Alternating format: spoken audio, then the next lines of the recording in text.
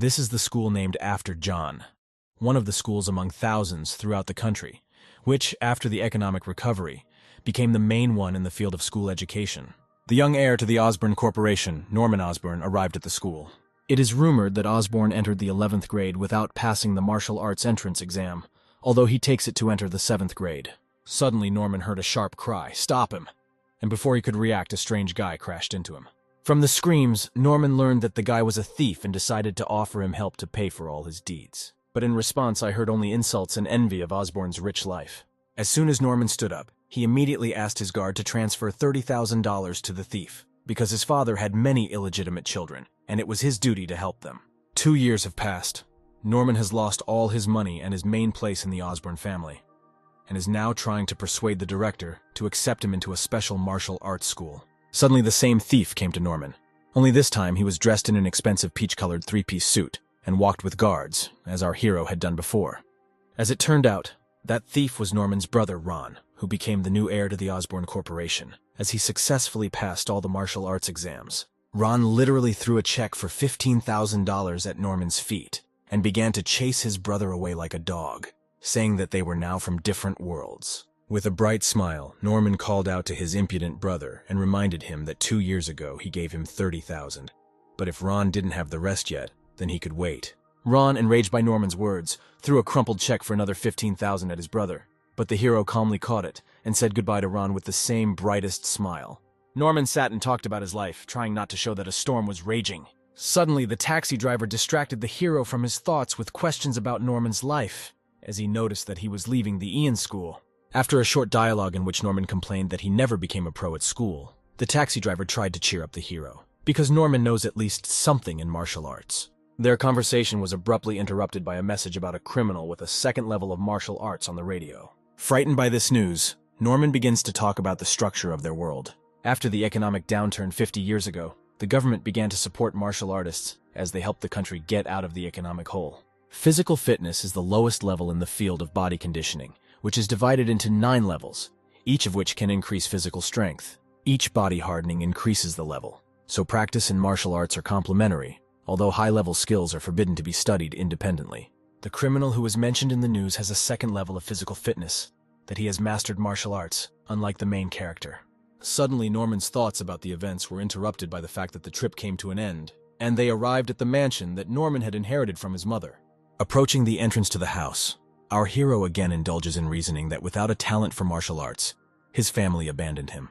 Entering home, Norman saw someone's black boot tracks. Taking a knife from his pocket, the hero walked carefully in the footsteps of the alleged thief, slightly trembling with fear, because he had only recently heard the terrible news on the radio. But unexpectedly, it turned out that the one who entered the house was a young girl sleeping peacefully on Norman's sofa.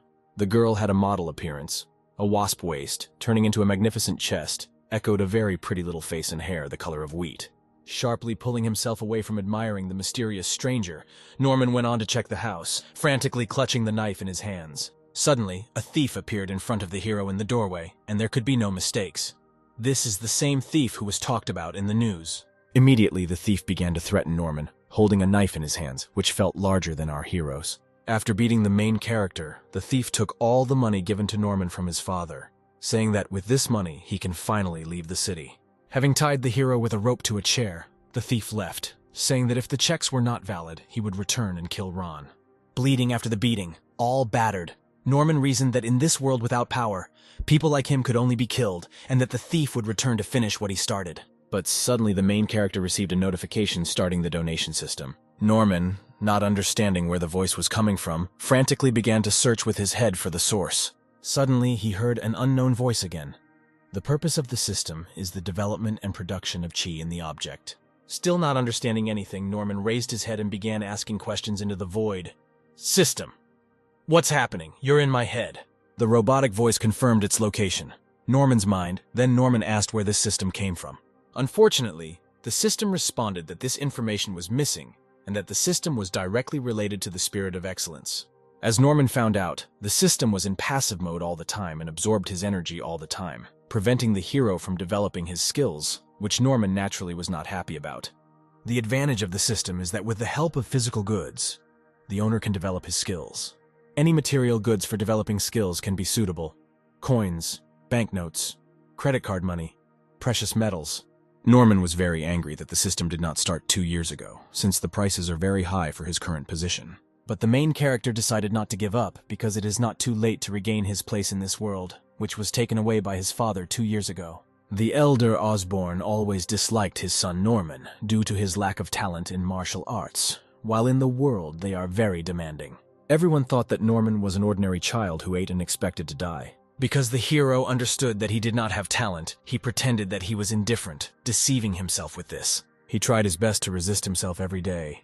He trained without rest in martial arts. But one day his guard told him terrible news that turned Norman's life upside down. Once and for all, his brother was able to reach the first level of mastery. As soon as his father found out about this, he was merciless towards Norman and threw him out of the family without flinching.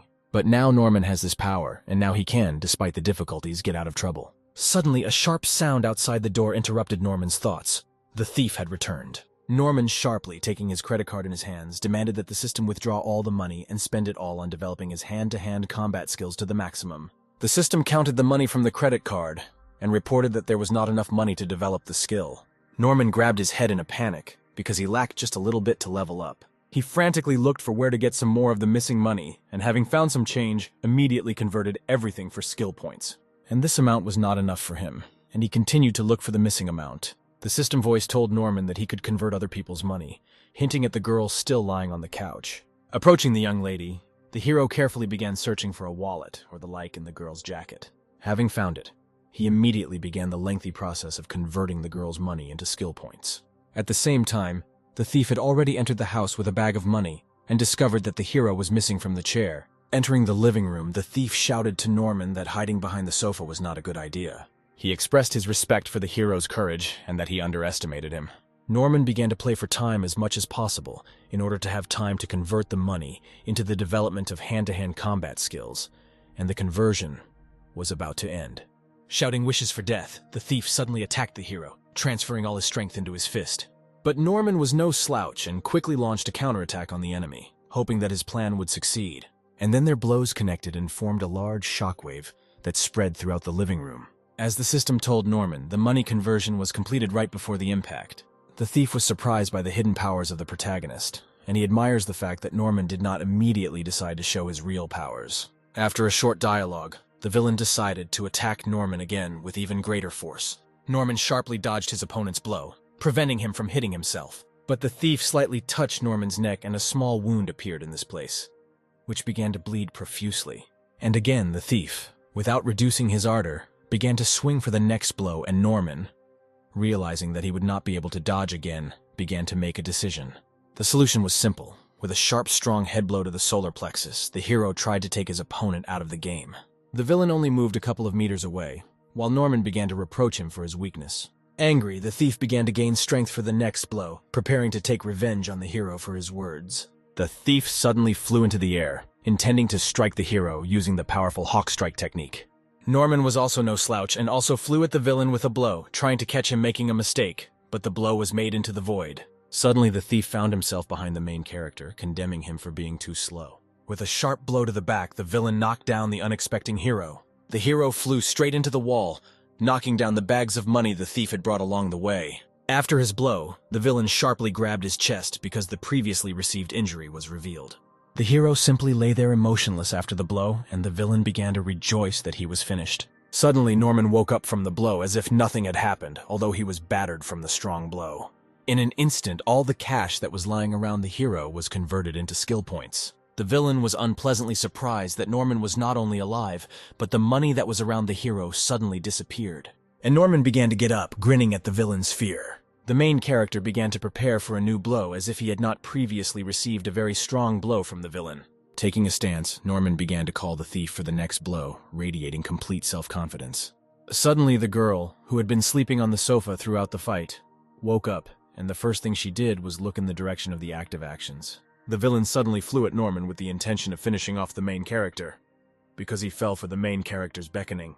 The girl, seeing all this, shouted to Norman to be careful. The hero himself began to prepare to strike the villain, taking the necessary stance, transferring all his strength into his fist. The villain just grins, because Norman is not going to defend himself, and boasts that the hero cannot compare with the speed of his technique.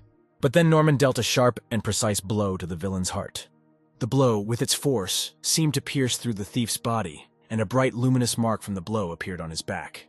The villain fell dead to the floor with a mark from the blow, and finally the battle was over with Norman's victory, and you can rest. The girl's name, as it turned out, was Nola, and she was very grateful to Norman for his action in saving her life. Norman in turn offered to return the help in the form of money, but if they don't have it, then they can come up with something later. Suddenly, Norman felt a sharp pain and weakness in his body and collapsed on the floor in front of Nola. As Nola ran up, Norman abruptly grabbed her by the shoulders and said that he knew how she could repay her. As it turned out, developing the body with the help of a donation system still eats up the strength from the body, as if a lot of training had been done without breaks. Norm had not eaten so much for a long time. He was pleased with the large amount of food that he had brought into himself. After a snack, Norm decided to check the body of the already killed thief, because who knows if he was still breathing, and at the same time asked Nola to call the cops. While Nola went to make the call, Norman began searching the body for any loot, just like in video games. Unfortunately, Norman found only a booklet on how to use the hawk strike technique. Norm decided to find out from the system why he was so hungry, because he was not warned about this. The system explained that when a hero's existing skills are sharply upgraded, the corresponding compensation in the form of strength and energy is taken away. Therefore, if pumping too quickly without replenishment, there is if not a zero probability of death, and Norman will have to come up with something. After receiving all the new information, Norm began to wonder what he should do with the corpse. Suddenly, another wall broke in front of the main character, interrupting his thoughts. It turns out that it was the armed police who came after Nola's call. Returning to the living room, Nola told Norman that she had already called the police and they should arrive soon. To her surprise, she saw Norm surrounded by security forces, and the hero himself sarcastically replied that he already understood. At the police office, the head of the police station approached the couple with an apology. He also added that the government highly appreciates Norm's help in capturing a dangerous criminal who killed many people. The head also said that for such actions there is a reward in the form of a medal for courage and $1,390 in cash. Norman decided to put pressure on Pity and began to ask for more money because he almost died, and if Norm had not stopped him, more people would have suffered. The head naturally doubted the hero's words, but Norman did not back down and pressed as much pity as possible, even taking the head's hands into his own. The head muttered that the hero was too mercantile, said that he would find out if it would be possible to increase the monetary reward. After a conversation with the hero, he switched to Nola and began to apologize for the poor work of the police and asked for help, but Nola refused. The head directly insisted on accepting their help, because he felt guilty for the events that happened to the girl. Nola, looking at the smiling Norm, decided to also ask for an increase in her monetary reward. The head, trying not to show it, was indignant in his head at the commercialism of our heroes, but still made concessions. After leaving the police station and receiving the reward, Norman found out why Nola was still pursuing him. As it turned out, Nola wanted to return the money that Norm took, and naturally Norman was outraged because he saved her. Suddenly, their dialogue was interrupted by a call from the protagonist's phone from Gal. Gal, Norman's former assistant, informed him that his brother would soon have a party and it would be advisable for Norman to come and kneel in front of his brother. Norman just grinned and reminded that Gal had not been working for him for a long time, and he did not have to help our hero, and then hung up the call.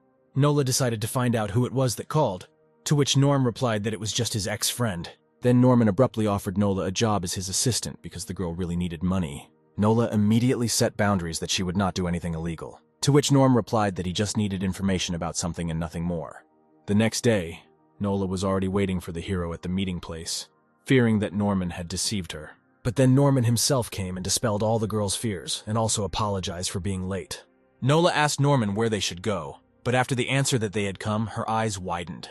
It turns out that the luxurious mansion where they were standing belongs to Norman's family. Naturally, Norman couldn't help but boast that he was from a rich family, although Nola was skeptical about this. Without listening to the girl's sarcasm, Norm immediately went to the mansion grounds. At the same time, guests are gradually gathering at the Osborne mansion for the party of Harry, Norman's brother. 3 guests discuss the latest rumors while standing on the lawn and drinking expensive wine. Almost at the beginning, another guest arrived, a beautiful woman in a dress with a space pattern, with a gradient from blue to white. The greeter only snorted at the guest, because she walked by and didn't even pay attention to him. We return again to our heroes, who are standing behind a tree, discussing a plan of action.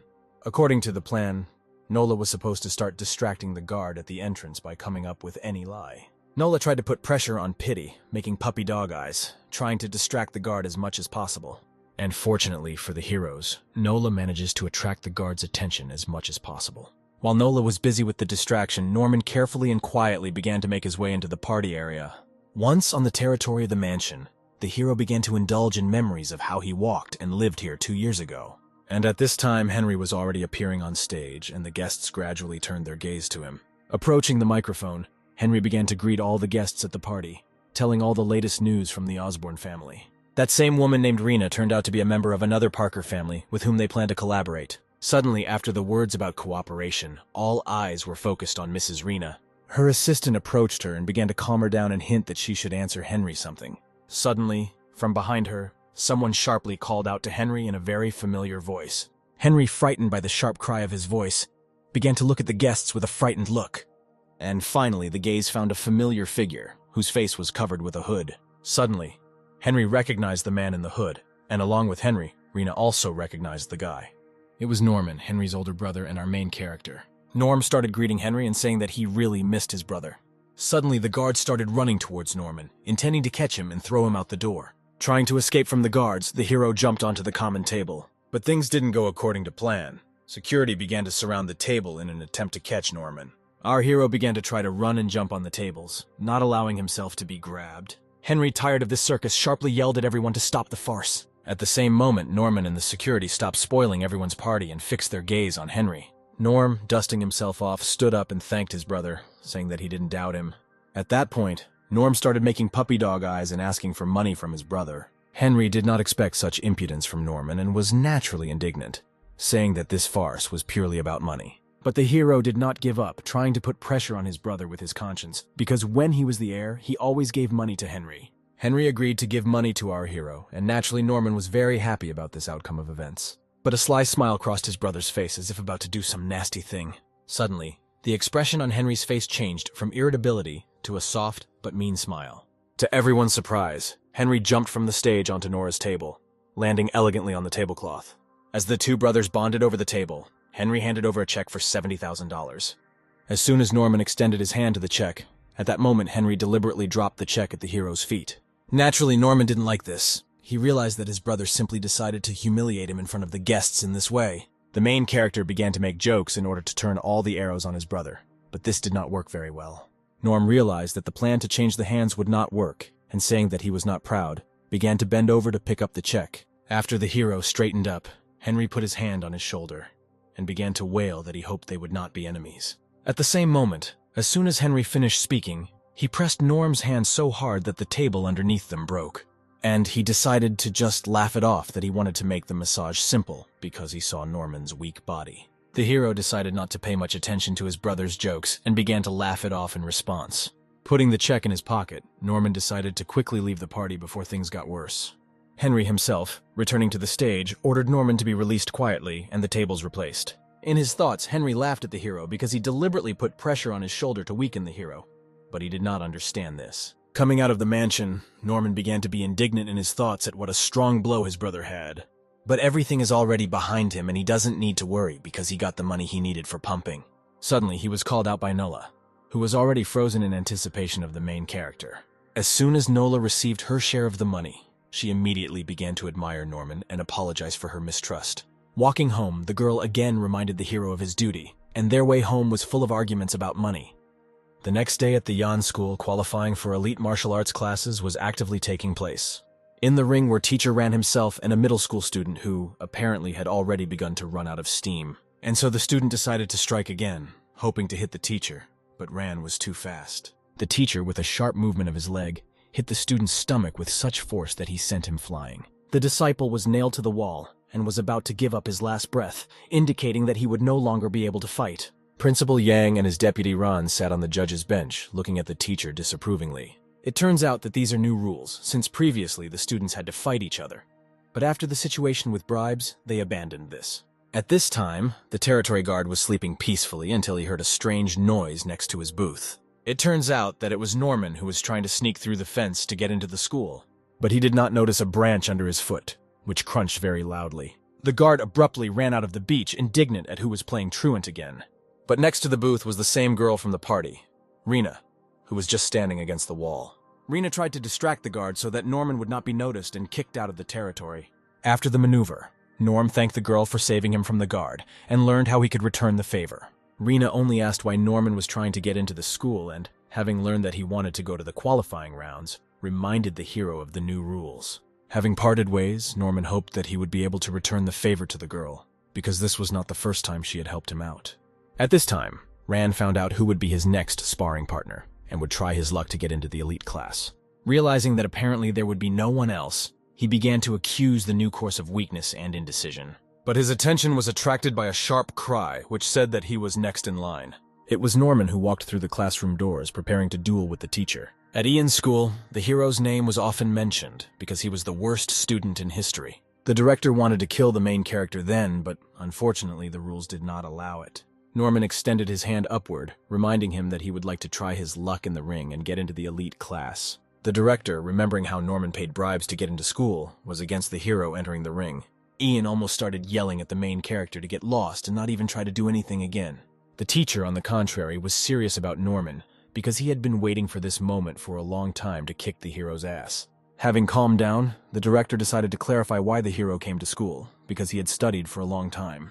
Having learned that Norman was here to participate in the qualifiers, the director again began to drive away the main character with shouts. Norm calmly hinted to Ian that, according to school regulations, he had the right to try out for the qualifiers. Their dialogue was interrupted by teacher Ran, who stood up for Norman and said that he should participate. He began to say that he had heard about Norman's misdeeds a long time ago, and that he would not be able to fool everyone again. He wanted to make it clear to the hero that he is just trash who can only use his money. And the crowd of students, realizing what was about to happen, began to whisper, asking if the teacher would beat the hero to death. Because of Ran's words, Norm decided to propose a bet to confirm his intentions. After all, if a teacher looks down on rich kids, then they should bet money. If Norman passes, he will receive $1,500 from the teacher, and if he loses, he will transfer $15,000 to Ran's account. To confirm the seriousness of his intentions, the hero showed the teacher his credit card. The director naturally was dissatisfied with this situation, because betting is prohibited on school grounds. Ran, interrupting the director, said that he could not refuse a student if he offered a bet. After all, this is a matter of honor since he is a teacher and Norman is his student. Deputy Ran reminded Director Yang of Ran's character, and that he himself knew that Ran wouldn't give up easily. Ran only promised that he would not kill the hero, and that after that he was ready to accept any punishment. Norman, entering the ring, promised that he would be responsible for his actions. Among the crowd, Rena watched the teacher and the hero and recognized Norman's style, namely causing a big commotion. In the ring, two participants stood ready for battle, a former student of the school and our hero. Norman and the teacher of the elite classes ran. After the countdown, the referee lowered his hand, indicating the start of the fight between two people. The teacher, without hesitating for a second, immediately began to use the Thousand Flower Buddha technique. On the judge's bench, the deputy began to say that the Buddha flower technique was to create the illusion of multiple hands. Norman tried to read the teacher's movements, watching carefully with his eyes.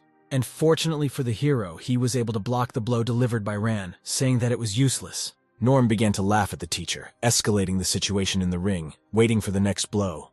Angered, Ran decided to strike next, putting all his strength into his fists. The judges again began to discuss the new technique because, unlike flowers, the monkey punch technique is designed for strength. At this time, the teacher was already flying at full speed with a blow at Norman, hoping to defeat him with one blow. The hero began to come up with a strategy to withstand the strong blow of the teacher. With a quick movement, Norman grabbed the teacher's hand, trying to interrupt the attack. With a sharp movement, the hero sent the teacher to the floor, parrying the blow. Everyone was surprised by this outcome of events. Even the judges stirred in amazement. Norman, almost exhausted, shook himself off and lamented to Ran that he had underestimated him. That in addition to joining the elite class, he is here to prove that all members of the Osborne family are honest and strong people. At the end of his remarks, Norman demanded that the most powerful technique be used against him. Ran responded by asking forgiveness for his prejudices and agreeing to use his strongest move. Director Yang was more outraged than ever by this turn of events, since Ran could have killed the student. But at the same moment, the director was interrupted by Deputy Ran, reminding him that they were paying the entire salary to the teacher's wife. While the judges were talking, Ran had already jumped on Norman with another kick. Suddenly, the hero managed to escape from under the teacher, which surprised everyone. Finding himself behind the teacher, Norm said that Teacher Ran pretty much scared him, but thank God he managed to react quickly. Ran was outraged by this outcome of events, as he hoped that Norm would take the blow. The hero went to check with the judge whether he passed the qualifying rounds since he withstood 3 blows. The teacher began to directly attack Norman because he said that he would not shy away. What followed was nothing but insults and demands to take another blow. Norman agreed, but on the condition that the winning amount rises from $1,500 to $15,000. Suddenly, Director Yang intervened between them, saying that, according to the rules, the hero goes to the elite class, since he withstood 3 blows from the teacher. But because Norman and Teacher Ran broke the rules, the fine will be deducted from the winnings, which Norm began to resent. To which Yang reminded the hero that it was better for him to give in, since Ran would be his teacher. After talking with the director, the teacher approached Norm and asked him to tell him the account, where to send him the money. When leaving, he only said that he would take care of the main character after the start of the school year. The next day at the Jan school, walking into a new classroom, Norman almost fell into a trap with a bucket of water set by the students. Walking through the class, the hero heard condemnation from everyone in his back, saying that he had unfairly defeated the teacher. Having tried to sit at his desk, he saw that there was no seat on the chair. Apparently, his classmates also tried to fix this. As a result, he sat down with his old friend Rena, who was the only one who did not judge him. Rena told the hero not to worry and that she was also an outcast in the class. As class began, they shook hands to celebrate Norman's acceptance into the elite class. At the end of the day, the main character fell exhausted on his sofa, saying how tired he was. At school, the teacher put in a lot of homework because the hero missed a lot and now has to catch up with the program. Norman, like a true diligent student, promised that he would do all his homework, grabbing a mountain of textbooks in his hands. But at home, as Norm began unpacking his textbooks from his briefcase, he wondered how he could cope with all this. He was distracted by an unexpected knock on the door, and naturally the hero went to find out who could come at such a late hour. Suddenly, his recent acquaintance Nola ran into the hero's house and asked him for refuge. The hero tried to find out who she was running from, but the girl had already hidden behind the wall and asked not to talk about her. Suddenly, a crowd of men appeared on the threshold of the house, looking like bandits in appearance, and they asked where the girl had run. Norman, using all his acting skills, began to be indignant, saying how dare they bother him at such a late hour. The men began to whisper that they had come and bothered the hero in vain. Norman only continued his presentation with phrases that he had not seen anyone, and that before he cared about poor people. The men apologized to the main character and said that they would leave now. As they were leaving, the bandits discussed that they needed to break through Norm and find out who he was and what he was doing, since they saw Nola run into the hero's home. Meanwhile, Norman calmly closed the door, glad that the performance ended successfully. Turning his head towards Nola, he asked with a serious look what those men wanted from the girl. As it turns out, Nola's father often gambled in casinos and spent money to no avail. This time, he owed the casino owners a large sum and decided to run away from the city, and the bouncers came to Nola's home. Since the girl is the daughter of the debtor, they decided to start demanding money from her.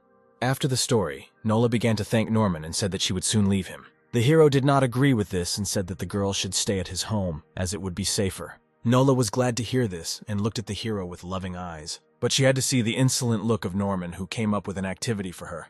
Nola was afraid that the hero would need her body, so she immediately began to try to somehow refuse. But Norm's plan was that he would dump all his homework on the girl and thus kill 2 birds with 1 stone. In the morning at the Osborne mansion, Henry reasoned with his assistant that his brother Norman had entered the elite class by some miracle. Henry assumed that the money he gave Norman was used to bribe the director.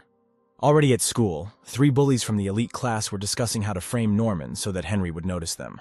Each of them was overly confident in their own strength and that Norman did not deserve the Osborne name. Suddenly, their conversation was interrupted by Norman himself, who had been eavesdropping on their conversation all the time. He invited them to solve all the issues at once here, at the place where they crossed paths. The bullies agreed with his proposal, warning him that he would not hold back, since there were no cameras here. Norm was only glad that there were no cameras and got into a fighting stance, preparing for a fight. After a short time, the bullies all lay before the hero's feet, all beaten, surprised by Norman's strength. The main character asked them not to pester him anymore, putting his foot to the head of the main one.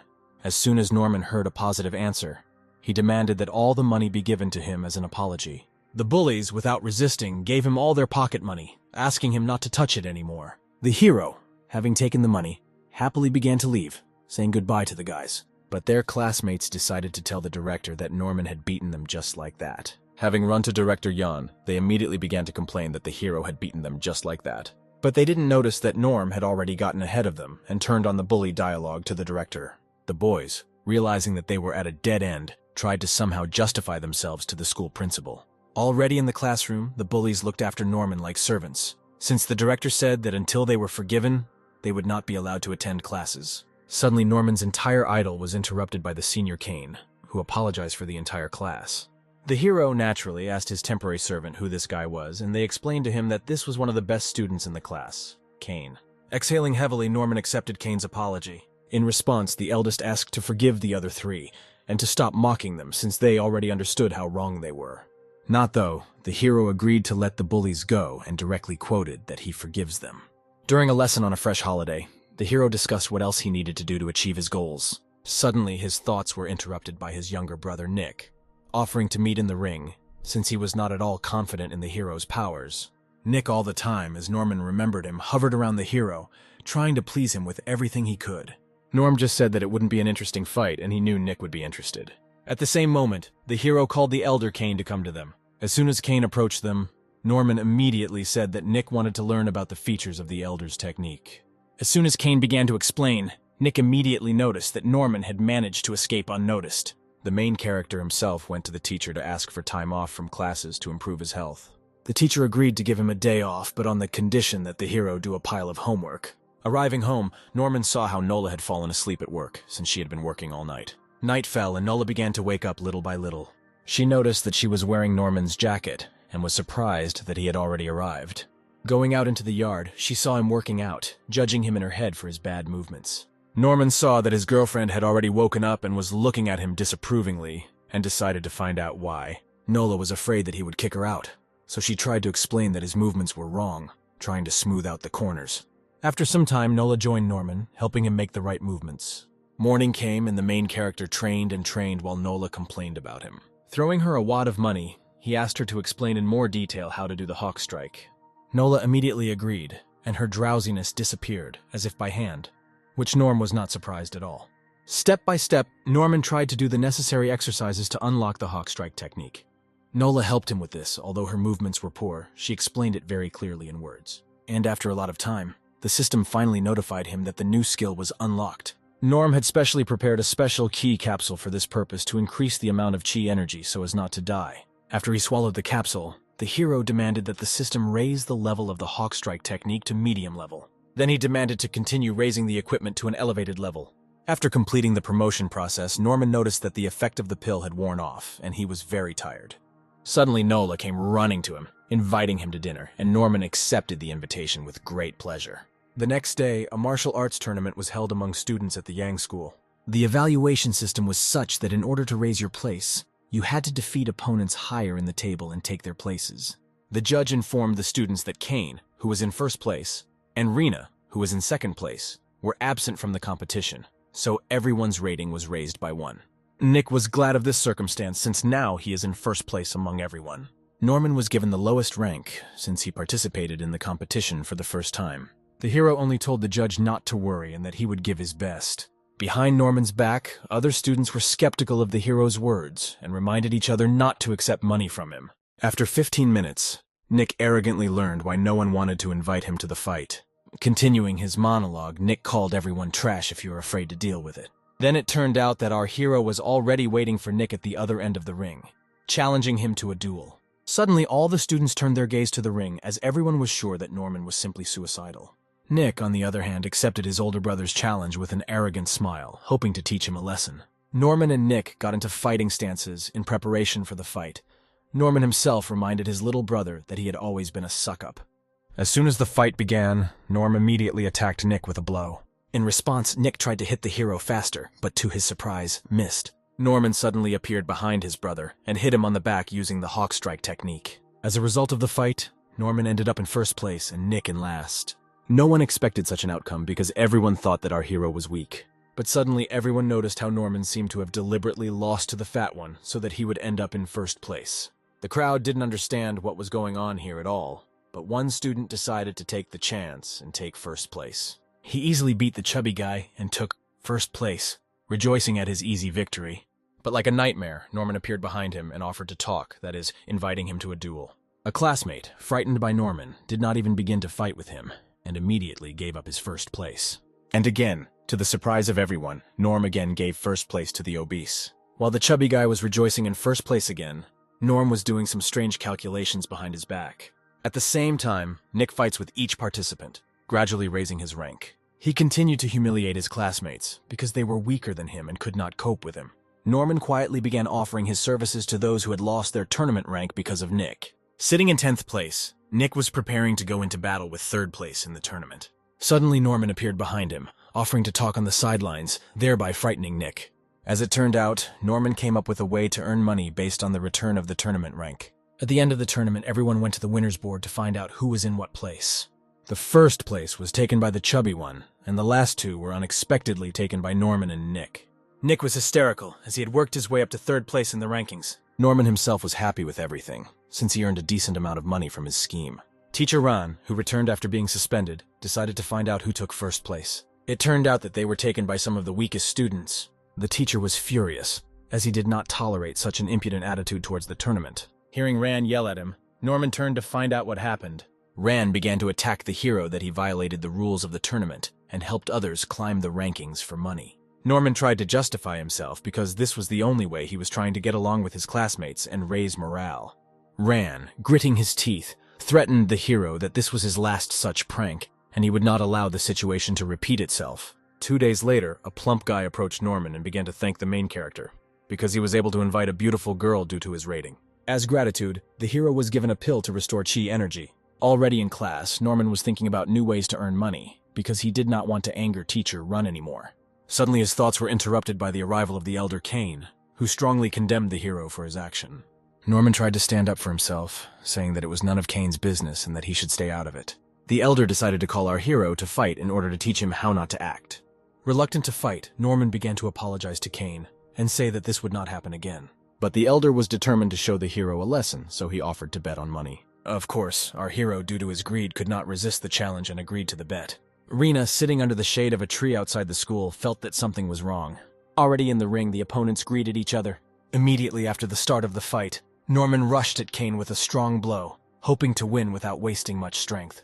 But Kane, to the surprise of our hero, was able to block the blow without shaking too much. As it turned out, the elder used the reflection barrier technique, which blocked any enemy strike. Norman, realizing what he had gotten himself into, tried to come up with options on how to defeat Kane as quickly as possible. Suddenly, Rena came to the arena, trying to find out what happened, which is why all the fuss was going on. Kane was immediately distracted from the fight and asked Rena to leave because he was secretly in love with her. Norman quickly realized this and decided to act immediately while Kane was distracted. Shouting that he would strike, he immediately nailed the elder to the floor using the hawk strike technique. Rejoicing in his victory, Norman turned away from his opponent and struck a stylish pose. Naturally, the public did not like Norman's dirty tricks and showered him with cries of condemnation. Rena understood that if she had not come now, Kane would not have lost. At this time, at the extortionist base, the leader found information about Norman. After discussing with their employee, they came to the conclusion that this should be reported to their main boss. At the other end of the city, Herman, the head of all extortionists, interrupted his lunch, giving him information about our main character. Previously, chaos reigned in the city's underground market, not to mention violent methods of debt collection, but a black cloak appeared and took control of everything. And now Herman called the Black Cloak to find out what to do with Norman. The cloak allowed him to attack Norman, but he would deal with his family himself, and they would not be a hindrance. Herman was glad to hear this, because it meant the opportunity to get rich big.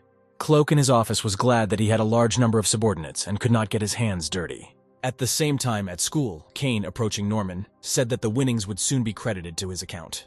Our hero decided to find out why the elder, although rich, did not give money in cash. In response, he began to receive a lot of moralizing, which is why he asked me to stop talking.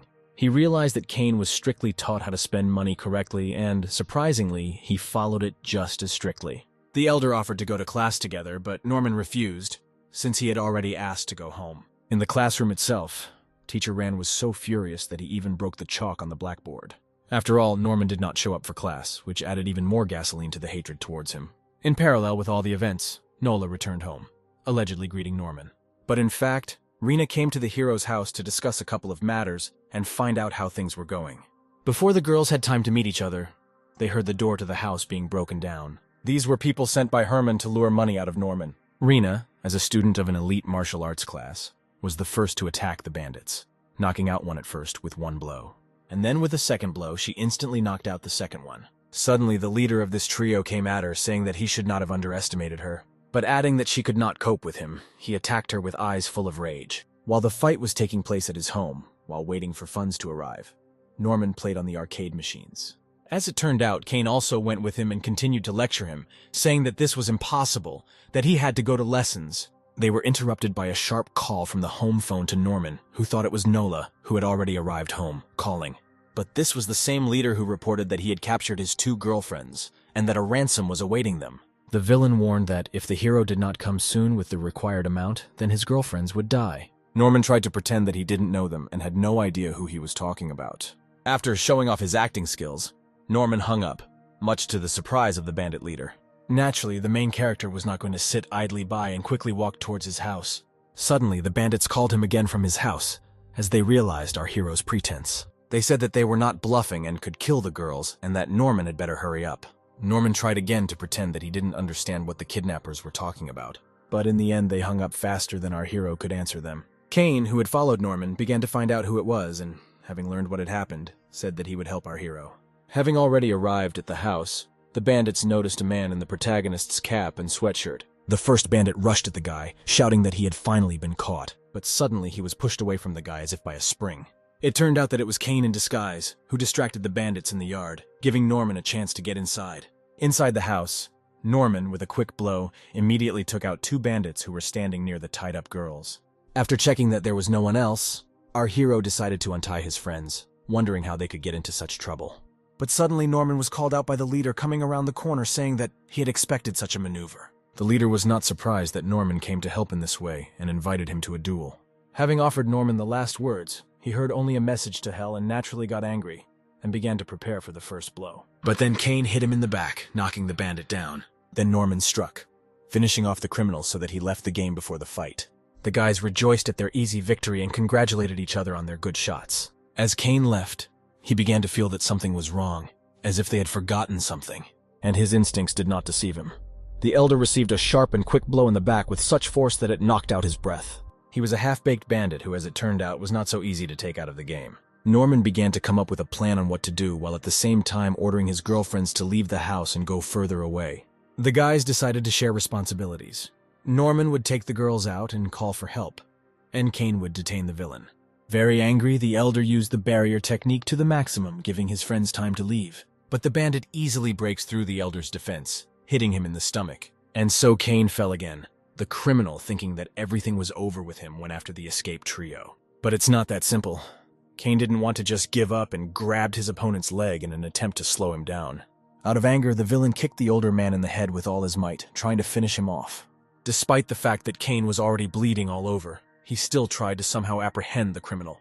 The bandit wanted to finish off the elder when he heard someone enter the house. It was Norman who thanked Kane for his efforts and that he could rest easy now. Afterwards, he himself challenged the bandit to a fight because he was the reinforcement that he called. The criminal only laughed at the main character because he knew that he became famous for his inability to develop in martial arts.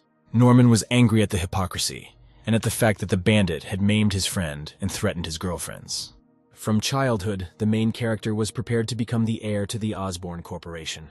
His father taught him that no matter the situation, he, as an heir, must be able to calculate everything before acting.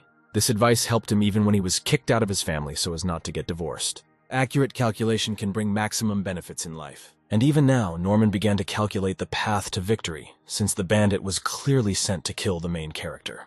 Norman thought that sometimes it is better to do something, even if the probability of success is close to 0, than to run away and regret it for the rest of his life. The main character easily dodged the enemy's blows, since due to his rage, the accuracy of the villain's blows decreased. Norman quickly calculated his every move, and the villain was surprised at how fast the main character was. Suddenly, our hero jumped from the balcony to the next window, trying to land carefully. But this time the villain was faster and struck straight in the air, knocking the hero off course. Norman was thrown onto a bookcase in the library, scattering all the books around him. Suddenly the main character received a notification about the receipt of funds, and he realized that this was his chance. Norman took the key restoration pill, which made the villain surprised and asked questions of misunderstanding. Taking the phone in one of his hands, Norman began shouting to the system so that all the money should be spent on upgrading the martial art to its full level. He began the process of ascending to the next level of martial arts proficiency. The villain only grinned because Norman would not be able to withstand a battle with an elevated level anyway. He struck, but to his surprise, the hero managed to block and seize the initiative. The main character himself was glad that his plan worked, and now the initiative in the fight passed to him. The hero fended off the villain's blow, saying that now, after ascending, their power levels are equal. The enemy was extremely annoyed by this development and attacked Norman with greater force and fury. Then their blows connected, creating a flash of light and releasing a wave of air. Norman and the villain were thrown to different sides of the room, while the bandit's hand got stuck in the wall, preventing him from striking. Our hero realized that this was only in his hands, and he needed to strike as quickly as possible with all his might. Norman decided to use the Bloodhawk Endless Barrage technique, striking 1,000 times at once. The bandit was still able to strike the hero with one free hand, sending him flying again. Norman just landed neatly on the bookcase, mocking his opponent for his weakness. Continuing to insult the enemy, he began to prepare for a new attack, transferring all his strength into his fist. Trying to defend himself, the villain finally saw that his hand was stuck in the wall. As soon as the enemy realized his position, the main character had already flown up to him and struck. The blow was so strong that the wall behind the villain was broken, and this time the bandit was in flight. Having tried to get up, the criminal realized that he could not get up from his knees, which was surprising. As it turned out, the technique he uses, the power of the beast, protects him from minor damage, but it takes too much strength and energy to cause large damage. The main character immediately understood the nuance of this technique, and therefore deliberately delivered many weak blows at first, and then a strong one. And the main character, completely angry for his friends, transferred all his strength into his fists and delivered many strong blows. The blows were so strong that the villain simply fell exhausted to the first floor. Soon the police arrived and took away all the criminals, and the leader was put in special handcuffs that limit the use of techniques. And again the main character found himself at the head of the police station, just like a few days ago. Suddenly their dialogue was interrupted by one of the police with the results of the DNA analysis and fingerprints of the leader. As it turned out, he was a criminal who had escaped from prison and worked for someone higher up. Our hero decided not to waste the opportunity and asked instead of a monetary reward to give him the opportunity to work on this case. At this time, Kane, lying in the hospital from his injuries, was talking as if to himself. As it turns out, he has approximately the same system as the main character, but designed for good deeds. Suddenly, his conversation with the system was interrupted by a sudden ringing of the phone that was lying next to him on the cabinet. It was Rena who found out about his well-being and that she, Nola, and Norman wanted to visit him. In parallel with all the events, Herman's headquarters had already heard rumors about the unsuccessful operation. He tried to reassure his subordinates because nothing terrible had happened, and the police did not know where they were. Here his dialogue was interrupted by the IT specialist, who was frightened by the blocked accounts. It was clear that Herman was very angry with the outcome of events, and was coming up with a plan for revenge on the main character. As it turned out, those who blocked the accounts were the Parker family, and they did it at Rena's request. Norman, who was nearby at the time, thanked Rena for her help and that the time had come for him to move. There was chaos at the villain's headquarters, as everyone was afraid that they would soon be found and arrested. German decided to go to the toilet to supposedly think about what to do next, leaving his subordinates in the room. Then the police burst into the headquarters, ordering everyone to surrender in an amicable way or they would open fire. At this time, Herman, having collected his things, fled from the headquarters because he knew that they had already left for them.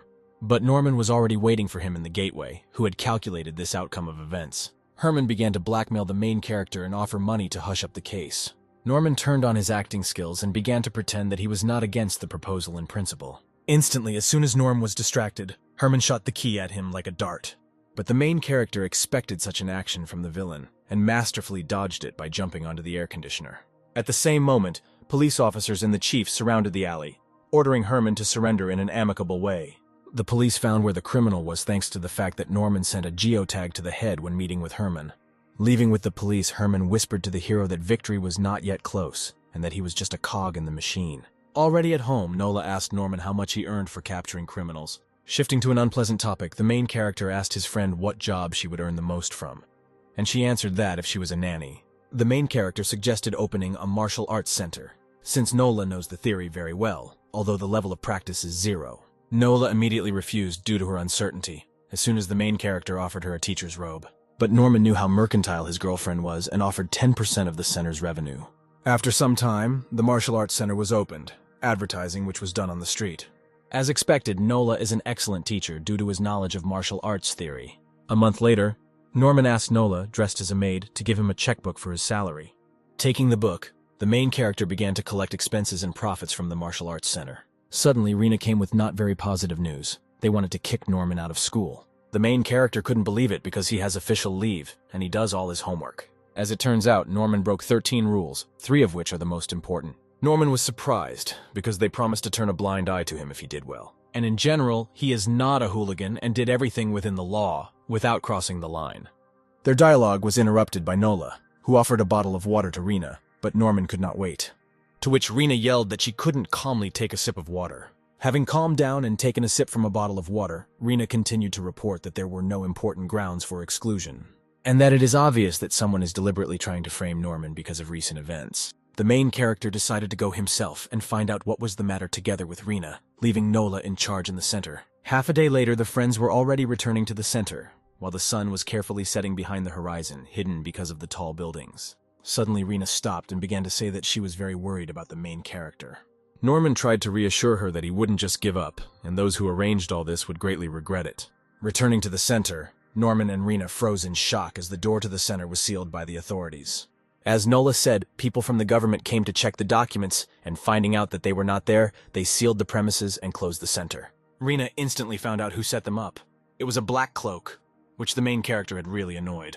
She said that Herman warned the main character about him when he said that he had gotten involved in all this in vain. Suddenly it dawned on Norman that the cloak was taking revenge on him for swatting his people. Our hero even more decided to deal with all the offenders so that he could live in peace.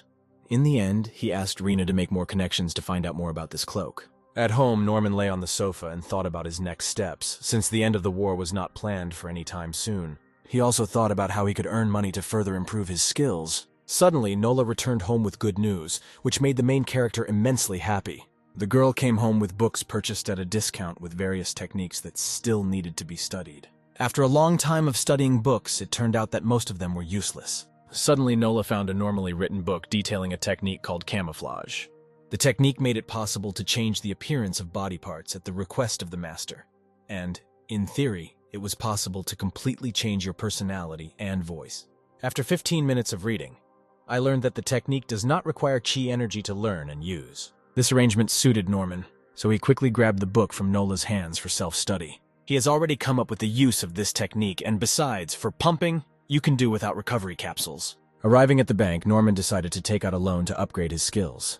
But unfortunately, a ban was issued in his name, even though the bank approved loans to everyone he met. As soon as Norman told who he was, the bank employee immediately remembered that the director was waiting for him. She apologized and asked to follow the main character to the office of the bank director. Already in the office, Norman was indignant at why he was not approved for a loan, because he could pay everything back. The director offered the hero a loan of $70,000 at a very high interest rate and for 3 months. The main character agreed to these conditions and, getting up from his chair, extended his hand as a sign of agreement. As soon as the director shook Norm's hand, the hero's hand was squeezed with terrifying force. Norman laughed it off, saying that the director was also a practitioner, although he himself knew that he was the right hand of the cloak.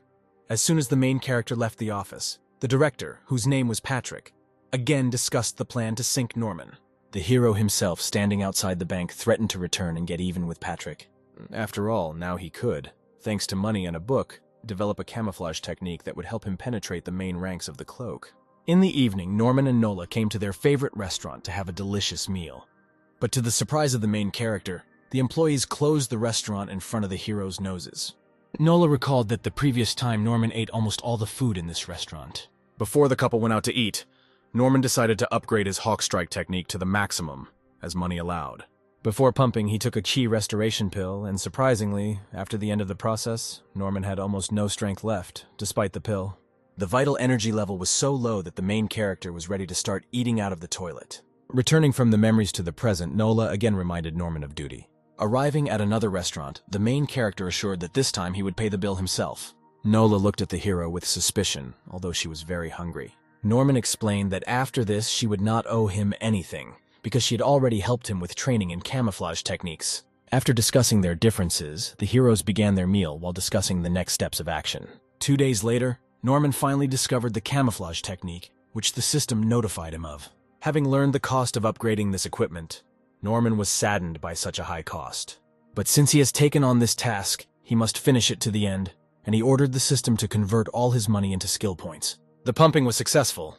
To check this, Norman changed the appearance of his hand and was ready to use it in practice. After a 2-day investigation, Norman learned about the daily routine of Patrick, the bank's director and the Cape's right-hand man. Standing in the way of the director's car in his new guise, he forced him to abruptly stop the car. Naturally, Patrick was angry about this and insulted the main character, whom he did not recognize due to the disguise technique. Patrick began to warn the stranger that he had stood in the way in vain, and these would be his last seconds. Approaching closer, the director offered to say the last words to the stranger before his death. But Norman, under the face of a stranger, was faster and delivered a strong kick. Patrick blocked the main character's blow, although it was difficult to do so. Norman, after the blow, decided to take off his mask, show who he was, and pretended to be Henry. From Patrick's surprise and cry, the main character learned that his brother Henry was the Black Cloak. Naturally, Patrick, as Henry's right hand, began to find out what he was doing here, what kind of sudden check. Getting into the car together, Patrick immediately began talking about the latest case, which he gradually began to do. Having somehow completed the initial dialogue, Norman, in the guise of Henry, asked him to give him all the bank's documentation. As it turned out, Patrick expected such a request and always carried all the documents with him in his briefcase. Norman gladly took the briefcase, praising Patrick on behalf of Henry. The next step was to give a new task to Patrick, so that he would leave the game without knowing it. The main character demanded to throw out all the devices and destroy the SIM card, go to another city, and get a job as an ordinary builder. Patrick was glad to have such an important task, so that same day he began a new task, flying on an airplane. After that, Norman changed his appearance to Patrick and came to the bank.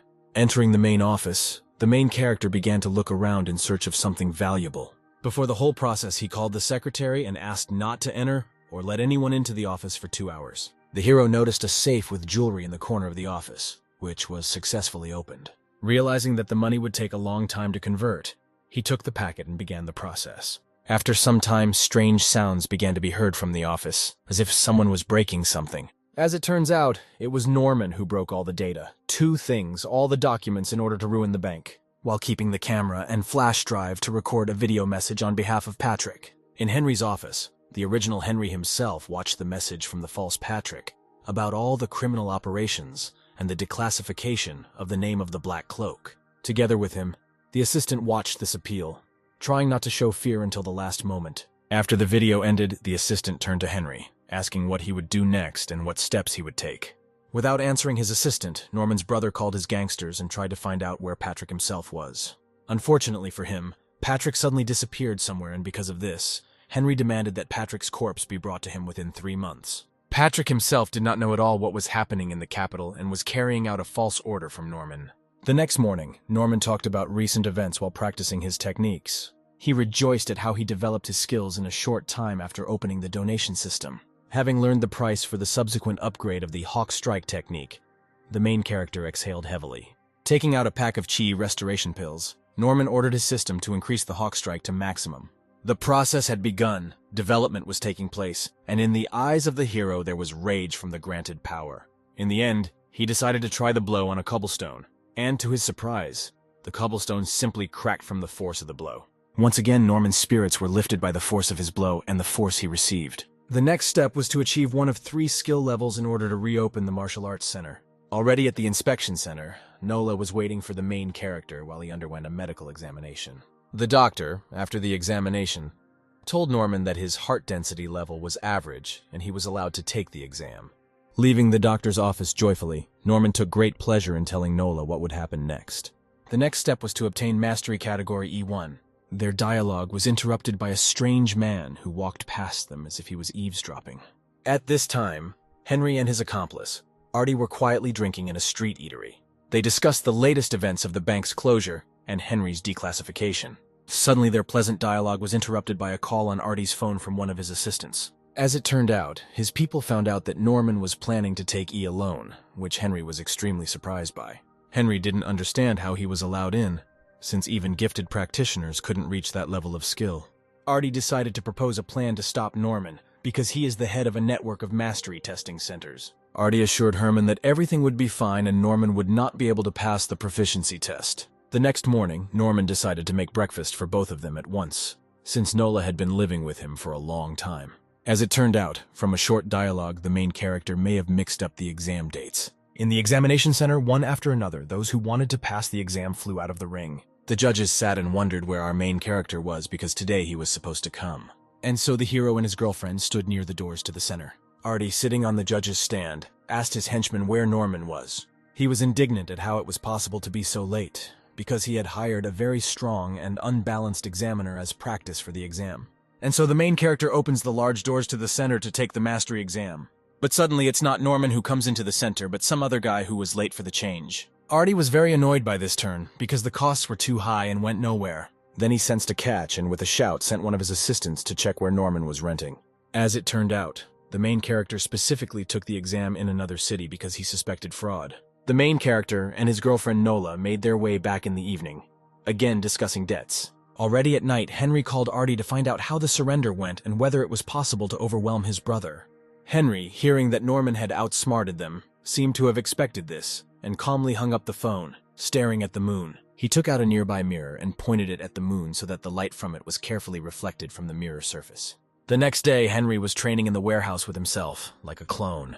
The sounds of blows and screams from Henry's training could be heard throughout the warehouse. As it turned out, it was not a clone of Henry, but a special training robot that completely replicates the original person. 2 years ago, Henry was nothing more than a useless practitioner who was constantly bullied. But at one point, everything changed, and he suddenly became a martial arts genius, replacing the heir. This all happened thanks to the heavenly exchange system, which made it possible to exchange jewelry for various rare things. Some of these things are more significant and have different magical effects. Parallel to his monologue, he held a deactivated training android. After a while, Henry knocked on his father's office as he called him to talk. The father, having learned about the situation with the bank and the disclosure of his identity, scolded Henry. The old man understood that Henry was in this way trying to take power in the Osborne family, and out of anger hit him on the cheek with his cane. After which he ordered Henry to send an invitation to Norman back to the family. There were guests in Norman's house, namely a messenger from his father, who called him back home. Norman doubted the sincerity of this invitation, because the old man always thought only of the benefit of the family. And yet, the main character agreed to come to his father's mansion, understanding what would happen there. As soon as the guest left, Norman lay down on the sofa and began to talk about his father. In the old man's heart, there was only the status of family, although perhaps there were still traces of his father's love in his heart. When Nola asked why he was returning to the family then, Norman, with full eyes of rage, replied that he did not want Henry to become the heir. The next day, a large crowd gathered at the Osborne mansion to celebrate Norman's return to the family. The trio stood out separately, led by a director who was too young. They discussed how good it was that the Osborne company had gotten rid of the old directors. Norman, who overheard this dialogue, interrupted the trio, because the previous directors had worked for the Osborne family for 20 years, and they were so easily gotten rid of. The young director approached Norman to say hello. The main character, in response, only asked the question that he really became a director due to his skills. The young director was discouraged by this question, and Norman calmly walked further into the crowd. Suddenly, an old man began speaking through the microphone, greeting and thanking everyone who had arrived for the holiday. As he continues his monologue, he hopes everyone has a good time at the Osborne family celebration. The main purpose of this celebration was to bring Norman back to his family. After these words, the entire crowd turned their attention to Norman, standing in the middle of everyone. As soon as Norman took the stage, his father raised his hand as a sign of his long-awaited return to the family. The next topic of the speech was the appointment of a new heir to the Osborne family after Norman's return. The crowd gave their choice to Henry since he bribed or sponsored many. Only one expressed the idea that Norman would again become the head, but they immediately began to condemn him. The main character did not understand what his father really wanted from him. However, he remembered what kind of father he was, and most likely the old man wants the brothers to fight for the place. Suddenly, the hero noticed that the crowd was ignoring him, as if everyone disliked him. Suddenly, Henry approached him and invited Norman to talk, but the hero himself did not want this. Henry insisted, because he was interested in how it happened that Norman developed so quickly in martial arts. Arriving in a separate room, Norman tried to lie as best as possible and hide the real reason for receiving powers. Suddenly, he was attracted by the commotion in the courtyard. The crowd was shouting that Norman was a murderer due to an incomprehensible situation. As soon as the main character was distracted, Henry decided to strike him, as if he was deliberately waiting for the moment. But Norman managed to catch his brother's fist and began to demand that he explain what was happening. Suddenly, an angry crowd burst into the room, wanting to tear Norman apart because of the murder of the old man. The crowd accused the main character of deciding to kill his father out of a sense of revenge, and that he killed him in front of everyone, without hiding at all. Norman couldn't believe it. Couldn't believe that the old man was dead, because despite everything, he appreciated him. Henry, taking advantage of the moment, hit our hero in the face with all his might in front of all the guests. Norman's brother supported the crowd, as if he himself had arranged all this with the murder of his father. The main character at this time tried to get up after the blow, because he was slammed into the wall with all his might. Henry continued to pour kerosene into the anger and rage of the crowd, who were already ready to kill Norman on the spot. He began to order everyone to surround and capture our hero so that he would not escape justice. But Norman wasted no time and had already jumped out the window straight into the pool in the yard. Herman responded by ordering guards to be sent to the pool to capture the fugitive. 15 minutes later, people returned and said that they found no one in the pool, as if Norman had fallen through the ground. Henry, angry, went out to the crowd to try to calm the guests and remind them that his father did not have time to choose an heir. Suddenly, a living old man appeared among the crowd, which frightened all the guests, as he fell dead in front of everyone. The old man said that he expected an assassination attempt and deliberately pretended to be dead in front of everyone. Henry allegedly began to be angry with Norman, saying that he almost achieved the death of his father. The old man refuted the theory that it was Norman who committed the assassination attempt, since it was he who warned him about the possible assassination attempt. Henry still tried to convince his father because there were witnesses to the assassination attempt, and they confirmed the version with Norman. As soon as the father said that the killer was in fact still among them, everyone immediately tensed up and began to look at each other. The old man himself fell silent for a while, looking carefully at everyone present. The young director could not stand the pressure and asked what they should do now. After a long silence, the old man added that no one would be released until this case was investigated. In the basement of the house was the main character himself, dressed in his father's clothes and the body of a Stark. Norman promised to find the killer and avenge his father's death. As it turned out, the one who came out to the crowd was Norman himself, who, with the help of disguise techniques, could transform into his father. The main character suspected that the assassination attempt was planned by Henry and wanted to ensure his death. While the old man was away, the crowd discussed among themselves different versions of who the killer really was. Henry approached his father when he returned and began to try again to convince the old man that Norman had planned all this. Suddenly, the old man angrily told everyone to shut up and listen to what he had to say. Then he asked Henry where he was during the assassination attempt. Henry nervously replied that he was upstairs, to which he received a hard blow with a bottle due to the lie. Wiping his hand after the blow, the old man added that he gave his son a chance to answer honestly, but he did not take it. After which he turned to the guards, finding out where they were, and they all replied that they had left their posts on Henry's orders. Everyone gradually understood that they had blamed Norman in vain and that Henry was the real killer. After all this, the old man said that only 2 young directors chased after Norman, which proved their loyalty. The young directors thought that this was praise, and so they immediately replied that it was their job and they did what you should. But they both changed their faces as soon as the headmaster said that they had proven their loyalty to Henry and not to the Osborne family. Henry felt sweat pour down his face and his eyes widen in fear.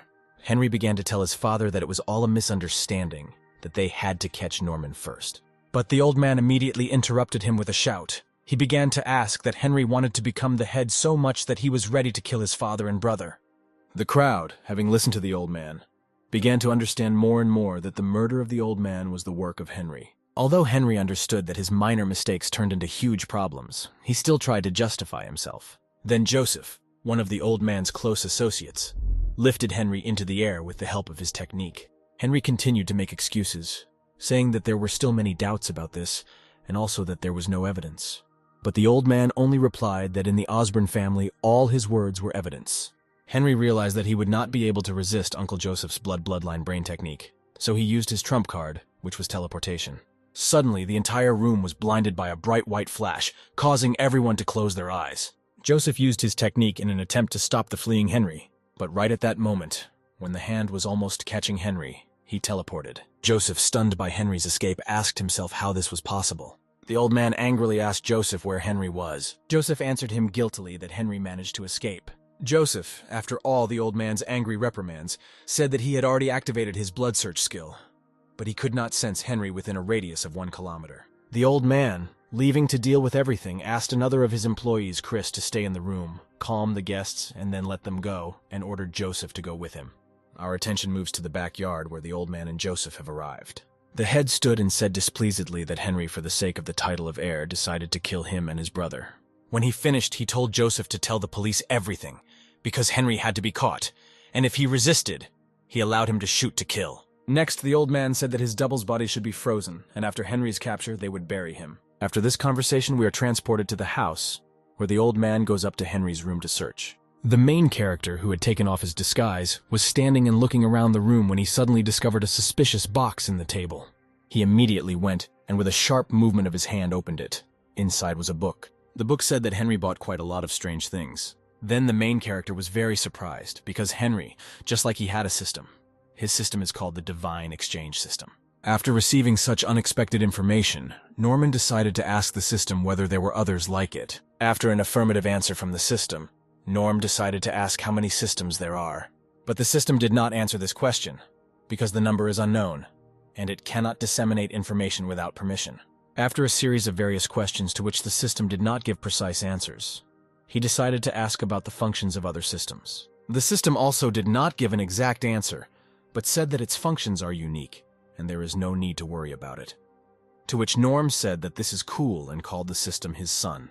Norman explained this by saying that the system could not exist without him, which means the origin is the mother of the system. Norm is the father. After a series of questions about Henry's system and the lack of answers to them, Norm realized that everything would be solved by the land that Henry bought. Norm, in the guise of the old man, decided to ask his driver, whom Joseph had brought, about where Henry had gone. The driver said that Henry takes a car every month for a couple of days, but he doesn't say where he goes. But one day he didn't erase the navigator history, and the driver saw a location in the abandoned outskirts. That same night, Henry, in the guise of an old man and several other people, including Joseph, arrived at the factory site that Henry had purchased. They immediately went to the door to go inside. As they got closer, they discovered a strange thing on the door that looked like a face scanner. Joseph tried to destroy the door with his technique, but he failed. Norm came to the conclusion that this was an item from another world that Henry had purchased using the Divine Exchange System. Norman sent all the people home, saying that he wanted to be alone, and deciding that the old man was sad because Henry had left. Immediately after they left, Norm returned to his form and tried to simply push the door, but it did not open. After many attempts, the main character came up with an interesting idea. He turned into his brother Henry and scanned his face. The door did not recognize the change and calmly opened. The main character was already very happy inside, because there were a lot of interesting things in the room. But Norm forgot to close the door, and his protagonist's glee was interrupted by the appearance of another man who looked just like the protagonist. Norman approached the man, who turned out to be the android that Henry had bought. Since Norm was in the guise of Henry, the android mistook him for the owner and calmly went to charge the thing that looked like a key. At the moment when Norman examined the android, he activated and asked what order, which scared the main character. Norm pretended to the android that he had a bad memory and forgot what the last order he gave, so he asked to be reminded. 15 minutes later, Norman decided to return to his form because it was more comfortable. Norm also came up with a way to transfer the rights of the android. He would simply turn into Henry and give the rights to his real appearance. The main character walked around the room trying to figure out whether to call Joseph or not. After some thought, Norman decided that it would be easier for him to be alone, and also that he should take revenge personally. A little later, Henry arrived at the factory. He walked and thought that his amulet, although useful, teleports to a random place, and also has a limit of uses, which Henry has exhausted. Henry went inside, talking to himself about how good it was that the robot was back, because with the resources, he could regain power. He asked the android, who was in the form of Norm, to return to his normal form, because Henry was enraged by the sight of Norman. But then Henry realizes that the android could not get inside on its own. As soon as he realized this, the android quickly made his strike. The android locked onto the target and activated its pursuit missiles. Henry was thrown back by a powerful explosion from the rockets. As soon as Henry came to his senses, the robot immediately attacked him, forcing him to use a protective amulet, which broke due to the blow. The android and Henry, who was holding the amulet in his hand, ran towards each other. After some time, the android was defeated. Henry was beside himself with rage, because he was not only attacked by his own robot, but also forced to use a precious amulet of protection. Then the main character came out holding Henry's things in his hands. The main character quickly began to attack Henry, forcing him to dodge. Norman wanted to kill Henry with his own things, but in the process, he realized that he just wanted to fight to the death. Norm's next attack resulted in a very powerful explosion, but Henry was able to block this attack. He began to ask why Norman stopped and say that only he can effectively use these items. Now Henry himself decided to attack Norm using the tiger's fist, while saying that now it was his turn. But Norman decided not to block the blow, but met it with a powerful blow to Henry's face. Henry did not give up. He decided to attack using the technique of bringing the tiger down the mountain. However, the protagonist also counterattacked Henry with a powerful blow to the body. Norman began to beat Henry, devoting the blows to various reasons, namely that he was ungrateful, that he sent people to mock Norman. Henry, after a series of blows from Norman, flew out of the factory, while thinking that he had reached the 3rd level, trained a lot, but still could not fight back. Henry quickly walked towards Norman to strike, telling him not to pretend to be noble and think that he had won. But the next moment, Henry was sent flying thanks to Norman's blow. After Henry landed on the ground, Norm began to slam his face into the ground with all his might for being an unworthy son who had committed so many crimes. Having finished his work, the main character simply said the words directed to the old man that he had made Henry pay for what he had done. Suddenly, a strange thing began to appear from the body. It turned out to be a mirror. The main character assumed that this was the system of divine exchange. Suddenly, the mirror began to shake as if it wanted to escape. After asking the system what was wrong with the mirror, she said that the mirror had inherited the enemy's sense of fear. After the system said that the thing was afraid of it, Norman came to the conclusion that the system level was different from the others. The system responded to this by saying that it is a concept of laws from another world, and not just an imitator. The main character, shaking the mirror, decided to ask the system whether this mirror is a divine exchange system. After answering that the mirror was just a subsystem, Norm still thought it was better than nothing and decided to find out how to use it. The system reported that after Norman signed an agreement with it, he lost the ability to enter into agreements with others. The system also said that it has a kind of garbage container, and added that the mirror can be recycled for a huge amount of money. The system said that Norm could simply terminate the agreement with her, but Norman gave her the name Becca, and said that they would be like family, and he would not trade her for anything. Then the system said that the mirror could be sold for $4 million. The main character asked whether the object would disappear later, to which the system gave an affirmative answer. Norm, realizing that this was wasteful, decided to ask whether another person could take possession of the mirror. And when the hero heard an affirmative answer, he was very happy because he could make money from it. After some time, Norman, in the guise of the old man, returned to the estate. At the estate, Norm pretended to go take the old man's medicine because Joseph reminded him to. The main character, thanks to the found cure for the heart and the transformation of the robot, arranged the death of Chief Osborne from a heart attack. The main character himself appeared before everyone 2 weeks before the master's death, and appeared to everyone. Norman stood over the grave and could not hold back his tears, thanks to which he realized the connection between his father and his children. The main character thought with tears in his eyes that even if he did not call the old man father, his blood still flows in his veins. Norm fell to his knees, saying to himself that he would avenge the master, that now it was all over, and then shouted out loud only one word, namely father. After some time, Norman asked Uncle Joseph and the others to return first and allow him to be alone with his father. The main character sat at the grave until nightfall, and left only when the android crawled out of the ground. After all this, the main character inherited the position of head of the Osborne family, although many are against this, believing that Norm is still a child. But thanks to Uncle Joseph, he can calmly go about his business. To accelerate the pace of development of the company, it was necessary to borrow money from the bank. But despite thoughts about whether it makes sense to invest in the corporation, the main character solved the problem with the bank. Since Norman does not understand business, he has to ask Nola for help. She is very diligent, but asks for a high salary. The company has difficulties, but Norm knows how to interest her. The thing that the main character gave away turned out to be a divine exchange system. When asked why the main character did not keep it for himself, he replied that he had to offer a valuable item to the most valuable employee. But Nola quickly recognized the lie, and the main character said that this thing would suit her better. Then he suggested the option of dividing the profit 7-3, which Nola agreed with. Having received consent, Norm took Nola to the things that he found from Henry, saying that the system was based on barter, and this was its initial capital. An hour later, Nola got in touch with the merchant, who was at first surprised that there was a girl in front of him, but then said that he didn't care. Knowing that Nola is stingy and therefore very difficult to deceive, the main character went to rest. In the morning, Norm woke up and found Nola, who had not slept all night. She showed a device for creating pills that doubled strength for 15 minutes. She explained that they have 3 effects, namely laughter. If you laugh, the effect will disappear. Constipation. After 15 minutes, a stomachache will appear and sleep. After the effect disappears, you will sleep for half a day. After listening to all this, Norman began shouting to Nola about whether this was a defective item and that it was useless. But the girl said that even if the sleep and indigestion pills are not so perfect, the laughter pill is just something. After some time, Nola bought a new transformation master because Henry's android consumed a lot of energy and was inconvenient to charge. The main character decided to create a laughter pill. According to the merchant, the pill master absorbs the energy of heaven and earth, creating purified pills. Norm noticed that the pills could not be used to harden the body and to improve the level of martial arts. And Norm also noticed the posture when producing pills, which was reminiscent of going to the toilet. Next, our main character was thinking about how to make money on pills. But Nola distracted him, saying that a person was looking for Norma. This person turned out to be Director Yang, who came to ask Norm to take part in the martial arts exchange. The main character reminded him that his education was suspended, but the director said that the school admitted guilt, and that he did not want to do this. The director asked Norm if he agreed, but the hero suggested that they drink tea first.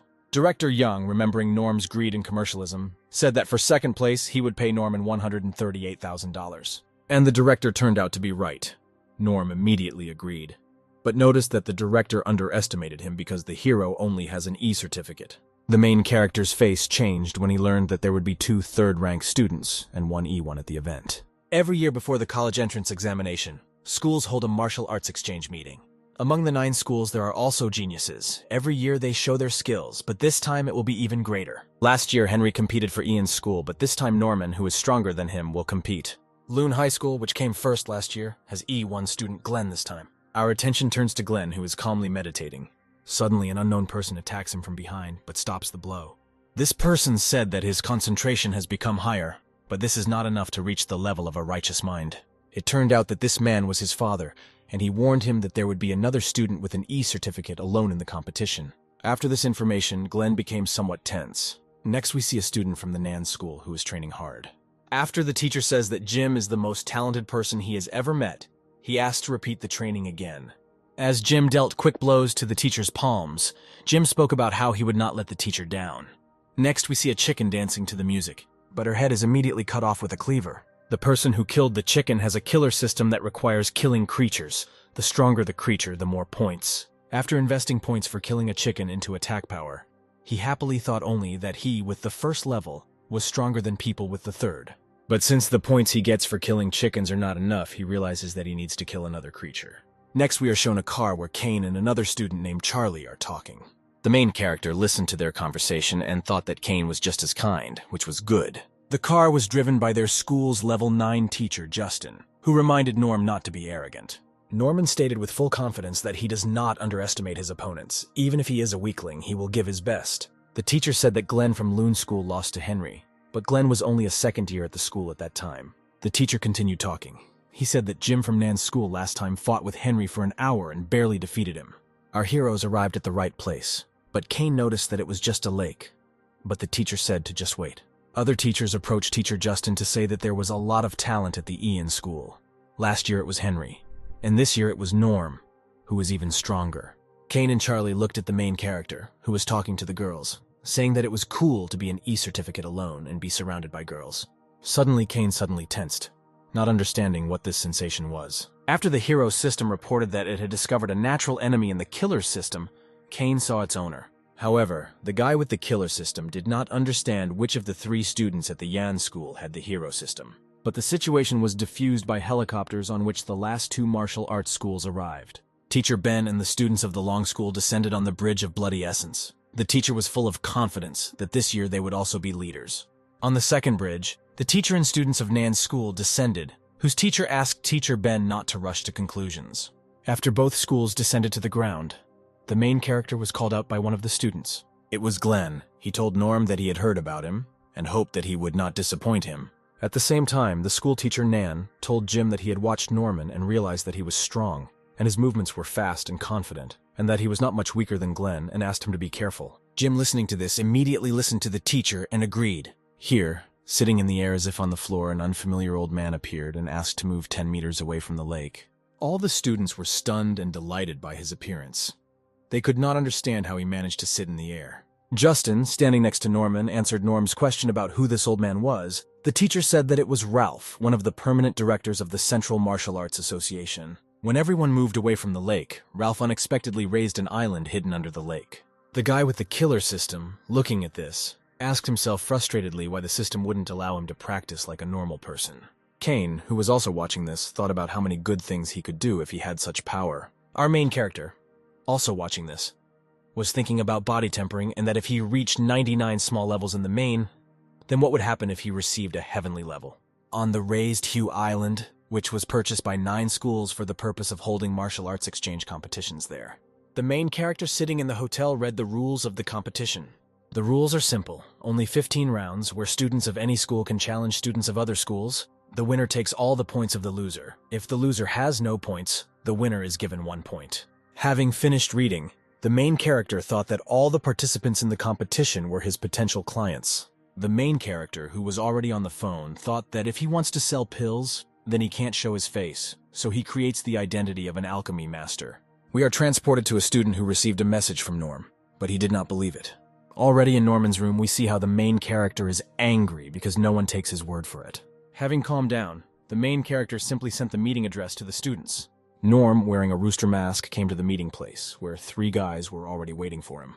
He threw them berserker pills, and while the guys were asking questions, he quietly left. The person who gave the pills was not Norm, but a transformation master, whom the main character used for safety purposes. The first day of the competition arrived. The teachers stood on the stage and talked about how they would draw lots to determine the serial number of the participants. Schoolteacher Young, standing on stage, received the first number for his school. Charlie, who decided to go first, defeated his opponent using the third hand-to-hand combat technique. After the fight, the teacher praised Charlie, saying that he apparently did not neglect his training.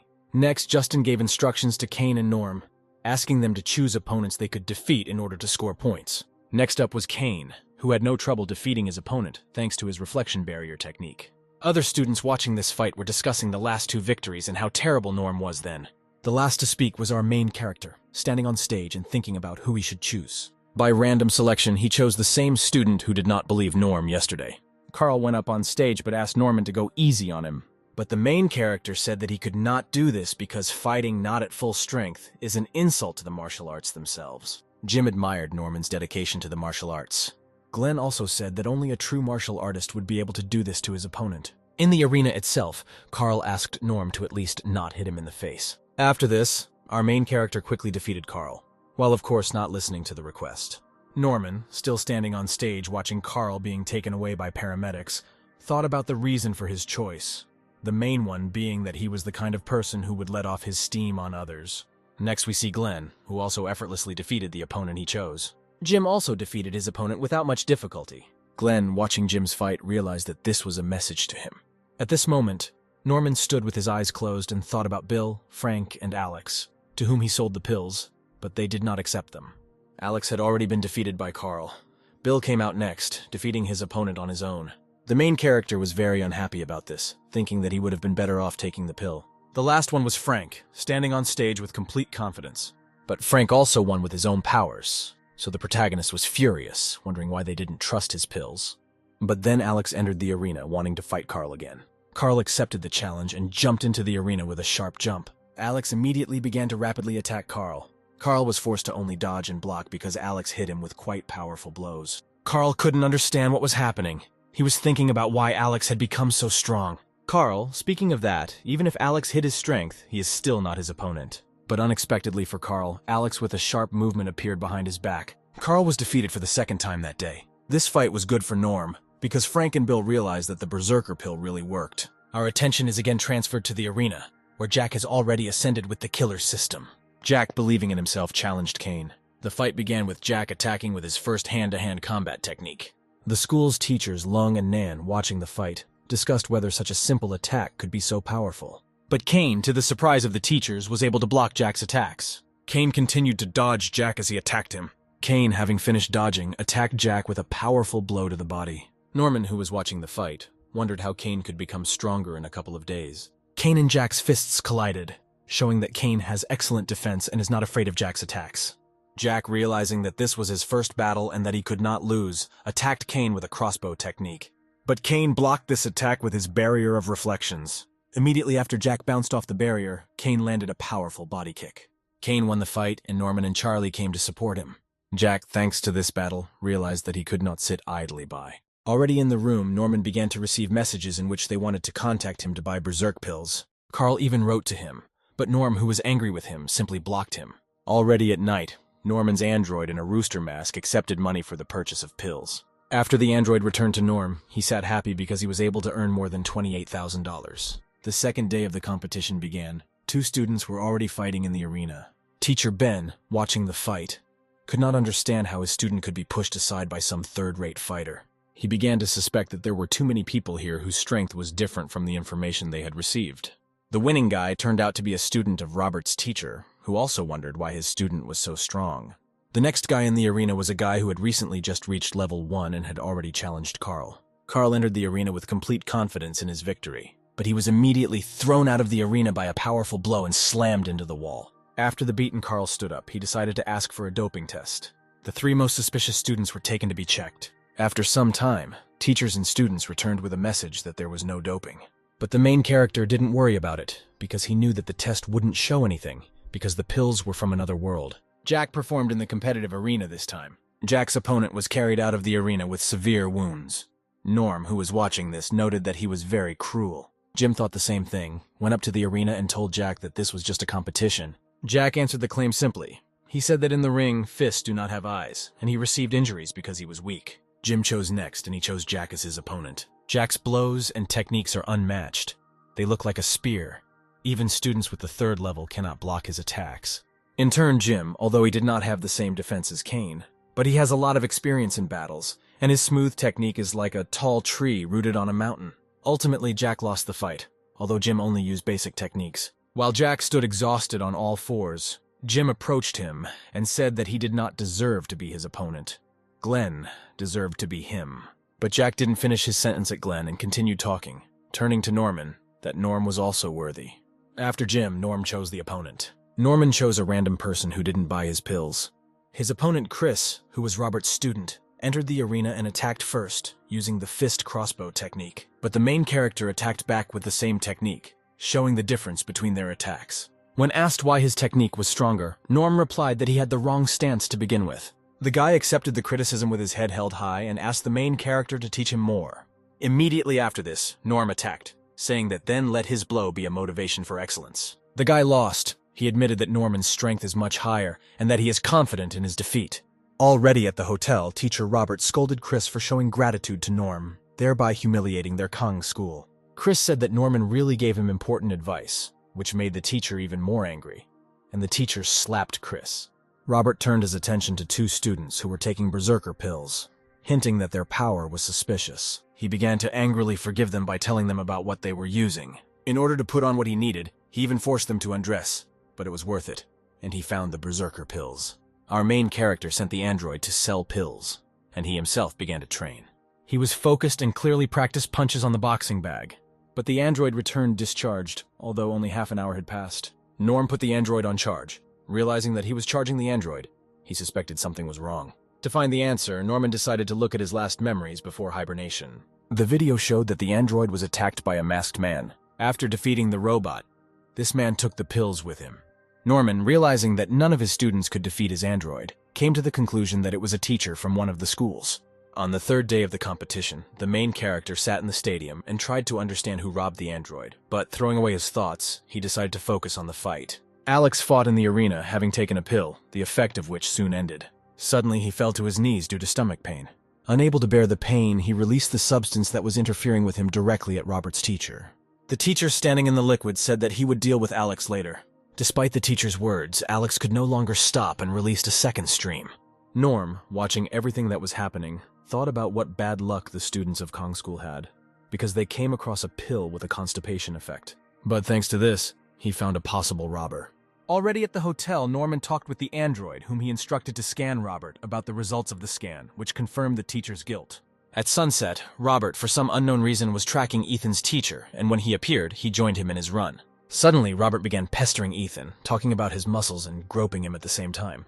Teacher Ethan, flushed with anger, jumped away from Robert and towards the nearest tree, screaming.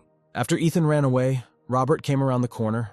It turned out that this was our main character, who used camouflage techniques to carry out his plan. Ethan himself was already in the room, getting ready to take a bath, talking about what had happened. When the teacher began to wash himself, an android in the guise of Robert entered the room. Ethan came out of the bathroom and discovered that his things were missing. When he went into the bedroom, he found Robert running away with his clothes. Ethan immediately went after Robert. Next, our attention shifts to the real Robert, who came to the place where Norm was selling pills. Then teacher Ethan suddenly ran up to him and put his underpants on his head. But then the real Ethan attacked Robert, shouting that he was a pervert. After this blow, there was a powerful explosion. Norm, who had already taken on his real form, was watching this and was filming what was happening on his phone.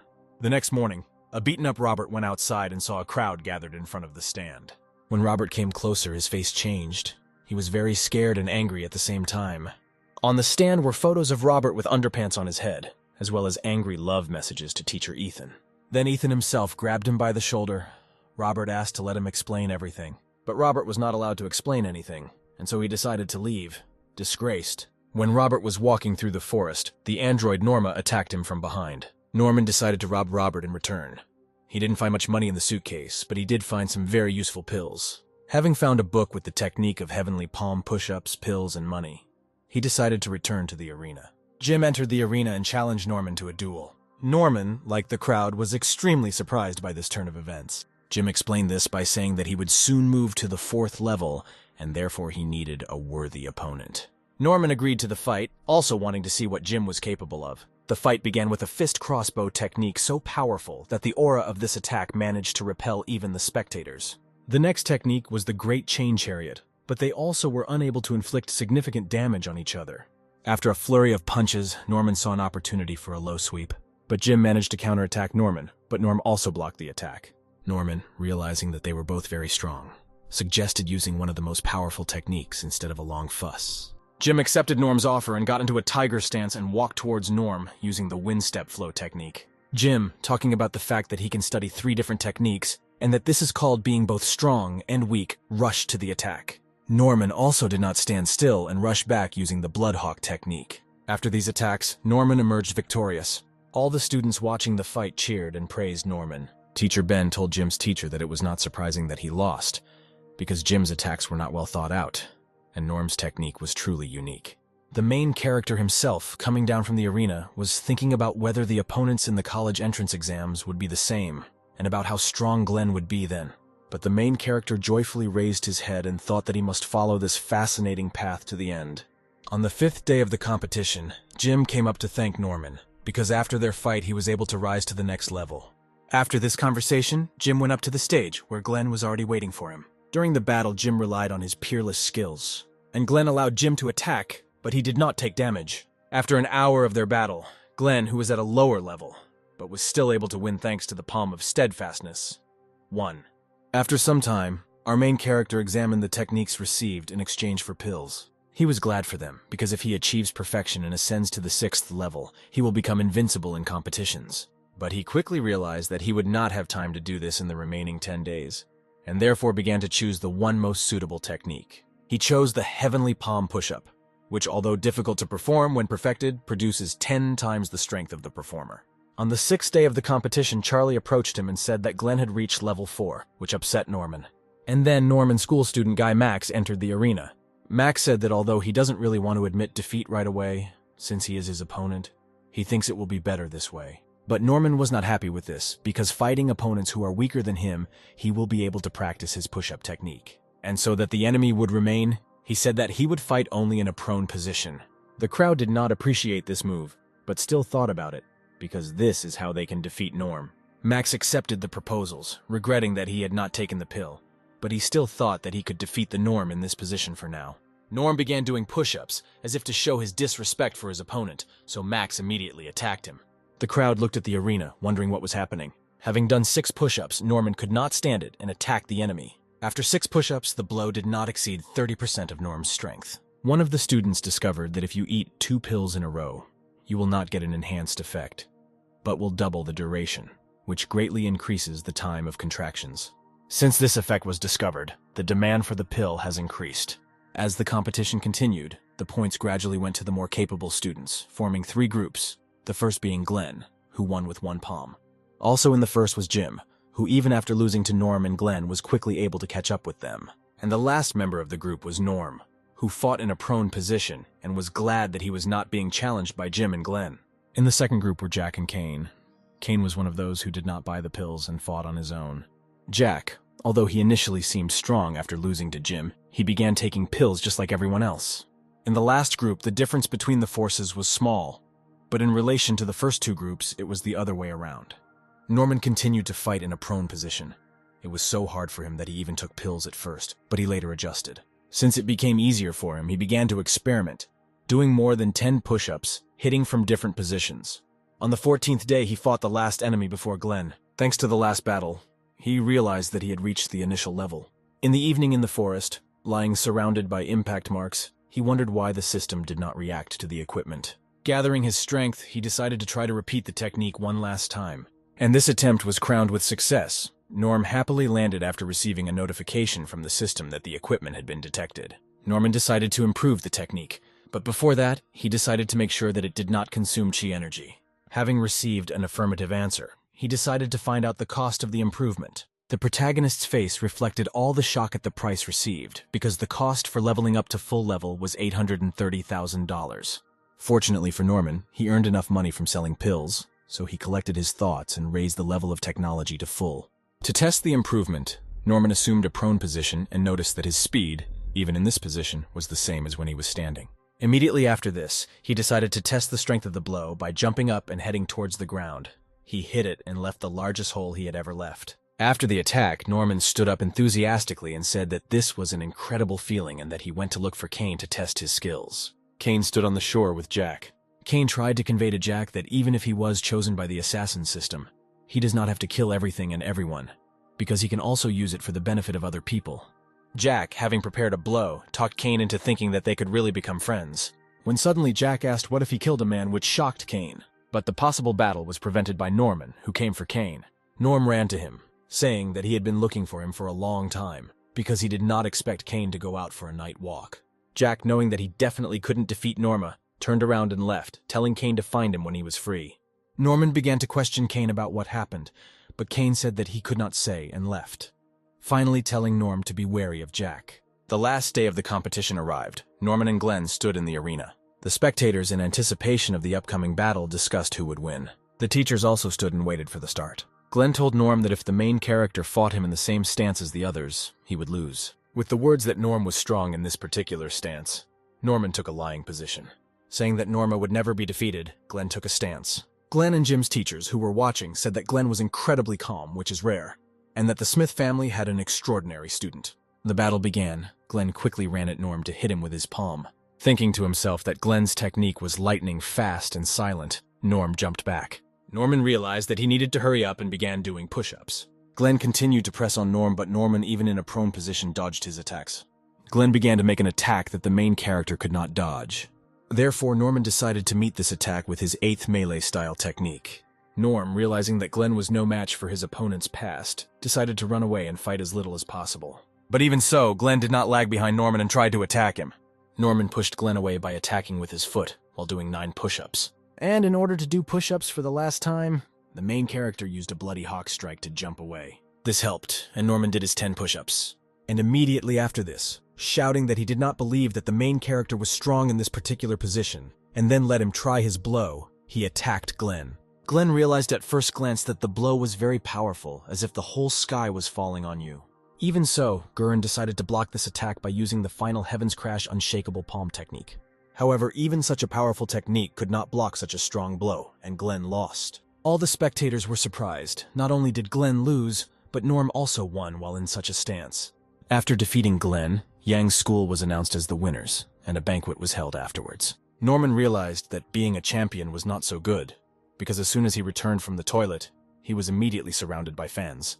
After this, we are transported to the banquet table, where Kane, constantly thinking about whether Jack killed a man or not, lied to Charlie that everything was fine. At the same time, Glenn and Jim said that next time they would definitely win, and Norman only jokingly asked why they were drunk if they were drinking cola. And having finished this dialogue, the 3 strongest participants clinked their glasses, signaling the end of the competition. On the roof of the hotel, there were teachers who also gathered together in honor of the end of the competition. Teacher Justin stood with a glass and thanked everyone for their congratulations. Jim's teacher said that he introduced such a talent as Norman, and Glenn's teacher said that if it had been 20 years ago, he would have been dissatisfied. But now they can control the gates of the kingdom. Teacher Justin told Ben not to talk nonsense while drunk, to which Teacher Jim told him that there was no point in hiding it anymore and their plans were to tell about it. The teachers began their story that 50 years ago, the Ichi energy returned to their world and then martial arts arose. But few people know that 20 years ago a blood moon appeared, as well as a gate that no one knew then where it led. While people were hesitating to enter or not, unknown creatures came out of the portal. Even the highest masters could not cope with them, because the portals opened in different places at the same time. With the return of Ki, the speed of training increased, which improved the situation. They were even able to counterattack on the other side of the portal. As a result, the portal was nicknamed the Gate of the Kingdom, as a door connecting different worlds. Once they were stabilized, they remained on Earth. Since each side can now come and go at will, the gates were closed, and information about them was hidden. At first, the information was available only to the state, the intelligence service, and some teachers. But it became more difficult to hide the information, and there were not enough teachers. so they decided to tell the students. After the story, one of the teachers, looking very frightened, asked if the color of the moon was red. And after receiving the answer, he said to look behind him. And when everyone turned around, they were frightened to discover that the moon was red. Old Man Ralph immediately appeared and said that the students had most likely already seen her. And although he planned to tell everything after the exams, he would have to rush things. After that, Ralph used a celestial sensor, which allows him to reconnoiter the situation on the other side of the portal. When Ralph finished reconnaissance, he said that the master of that world was about the 6th level, that the atmosphere allowed people to live there, and also that this world was an excellent opportunity to let students get acquainted with the gates. But the teachers said that this was not a good idea, because all the teachers had at least the 9th level, and they would be able to come in with the students. To which the old man replied that the world was just blossoming, and the most powerful creature of that world had only reached the 3rd level, and also instructed to gather students so that within 30 minutes they would decide to go or not. 15 minutes later, the students were told everything. The students took it with enthusiasm and interest. The teacher said that whether to go or not is everyone's choice, and gave me 15 minutes to think about everything. While everyone was discussing whether to go or not, Glenn, Jim, and Norm calmly went about their business. Jack thought this was a great opportunity to earn more points for killing. Kane thought that Jack would want to kill the people he was going with, so he decided to go too. 15 minutes later, the teacher gathered everyone again to ask who was coming. Glenn and Jim were the first to volunteer. Norman also gave his consent. Jack also agreed so as not to miss out on the opportunity to earn points. Kane also agreed because Jack went. They also called 2 more people, namely Leon and Claire. The teacher asked if it was dangerous for them with their skills to go there, to which Leon said that he was close to the 3rd level, and Claire said that she had berserker pills and would run away if anything happened. After the teacher was told that jade does not shine unless it is polished, he gave his permission. The director was already waiting for everyone near the portal. The teacher brought the students and said that among the 7 students, Norman became the leader. The director, before their departure, explained to them 3 main missions. The first is to record information about another world, to help develop the civilization of that world. At the second point, Norman's eyes lit up because if they influence the development of the world, they will be given a cash prize. The principal told the students about the butterfly effect, saying that the flapping of a butterfly's wing could cause a typhoon somewhere and saying that the students might be able to change that world. Also, the director, seeing the wounded Glenn, gave everyone a recovery pill. And then the director said that the period of stay in that world would last 4 months, to the dissatisfaction of Claire and Leon. He said that time in the worlds does not flow like theirs. After hearing this information, Claire and Leon calmed down. Claire decided to ask if it might be worth taking food, personal items, and clothes, and a bunch of other things with her. Hearing this, the director told them to use natural resources. The director said that when they entered the gate, it would be closed for 4 months or otherwise for 10 earthly days. So he asked everyone to call their relatives and say that they would have more training. When everyone left to call their relatives, Norman was upset because he had no one to call. But then Nola called him. She asked about when the main character would return, to which he decided to jokingly ask that she was already bored. However, Nola began screaming into the phone that Norman had left the company to her, was not calling, and was also withholding her salary. Norma told Nola that he would return in 10 days because he had business, and then asked him to tell the school director that he took first place, so that he would give more money and say that he would share it with her. Nola said that she knew he would win, and then asked how many pills he sold, since they agreed to split the profit in half. After which Norman pretended that he didn't hear anything, that he had lost the signal and hung up. Everyone talked and gathered in front of the gate. The teachers gave the last instructions that if there is an enemy, then attack without hesitation, and that there is no one stronger than them, but not to let down their vigilance. And the last thing the director told them was to return alive. Everything happened as they were told. When they entered, the gate disappeared. At first glance, there was nothing special about the world they found themselves in. Norman found the grass. It was a little different from ours, but the most important thing is that this grass can be converted into $13. Norman started collecting grass very quickly, which looked strange, so Kane wanted to ask what Norma was doing, but Glenn stopped him. Glenn assumed that Norm trained like this, but Norman himself only had money on his mind. Glenn said that he already wants to see Norm's new technique. Kane was also delighted, and Leon said that a genius remains a genius no matter what. Suddenly, Kane felt that his body suddenly became lighter. Jack felt it too, but immediately after that, the system began to say that he was a weakling, that he was a loser, that he couldn't even defeat a person without a system. The voice gave Jack a headache and he fell to the ground, screaming for the voice to get out of his head. When Kane approached him to check if everything was okay with him, Jack suddenly told him to take his hands off him and leave without saying anything. Claire was scared because his eyes were so cold that she couldn't even move a finger. Kane ran after Jack, saying that they do not know this world and it's better for them to stick together. Norm was thinking about why Kane ran after him, what kind of relationship they had. But before he could think about another thought in his head, Glenn asked about whether to follow them or not. But they didn't have time to think about this either, because they heard a suspicious sound. Suddenly they were surrounded by strange green creatures. Norman immediately gave out instructions. He told Jack to watch Leon, and Glenn to watch Claire, and Norman himself would clear the way for retreat. The green men rushed at them with strange clubs, and only the main character wanted to attack them, when suddenly all the little men began to eat their clubs, thereby showing that they were peaceful. As it turned out, these were not clubs but meat, but Leon said that even if he was dying of hunger, he would never eat it. But after some time, when everyone calmed down, he began to eat it. When he finished it, he said his body felt stronger. When they all ate it, they found out that the effect was different from the pills, but they still couldn't eat it because the taste was terrible. But even despite the bad taste, Norma ate this terrible thing in huge quantities, which caused bewilderment in everyone. But in fact, Norm ate it, not because it was delicious, but because they paid $138 for the meat. Suddenly, one of the little men approached the fire lit by our heroes and stuck his hands into it, as a result of which he burned and caused our heroes to laugh. Norm decided to teach a man how to make a fire. The little man was very happy when he saw the result. After training, he saw a little man who differed from others in skin color.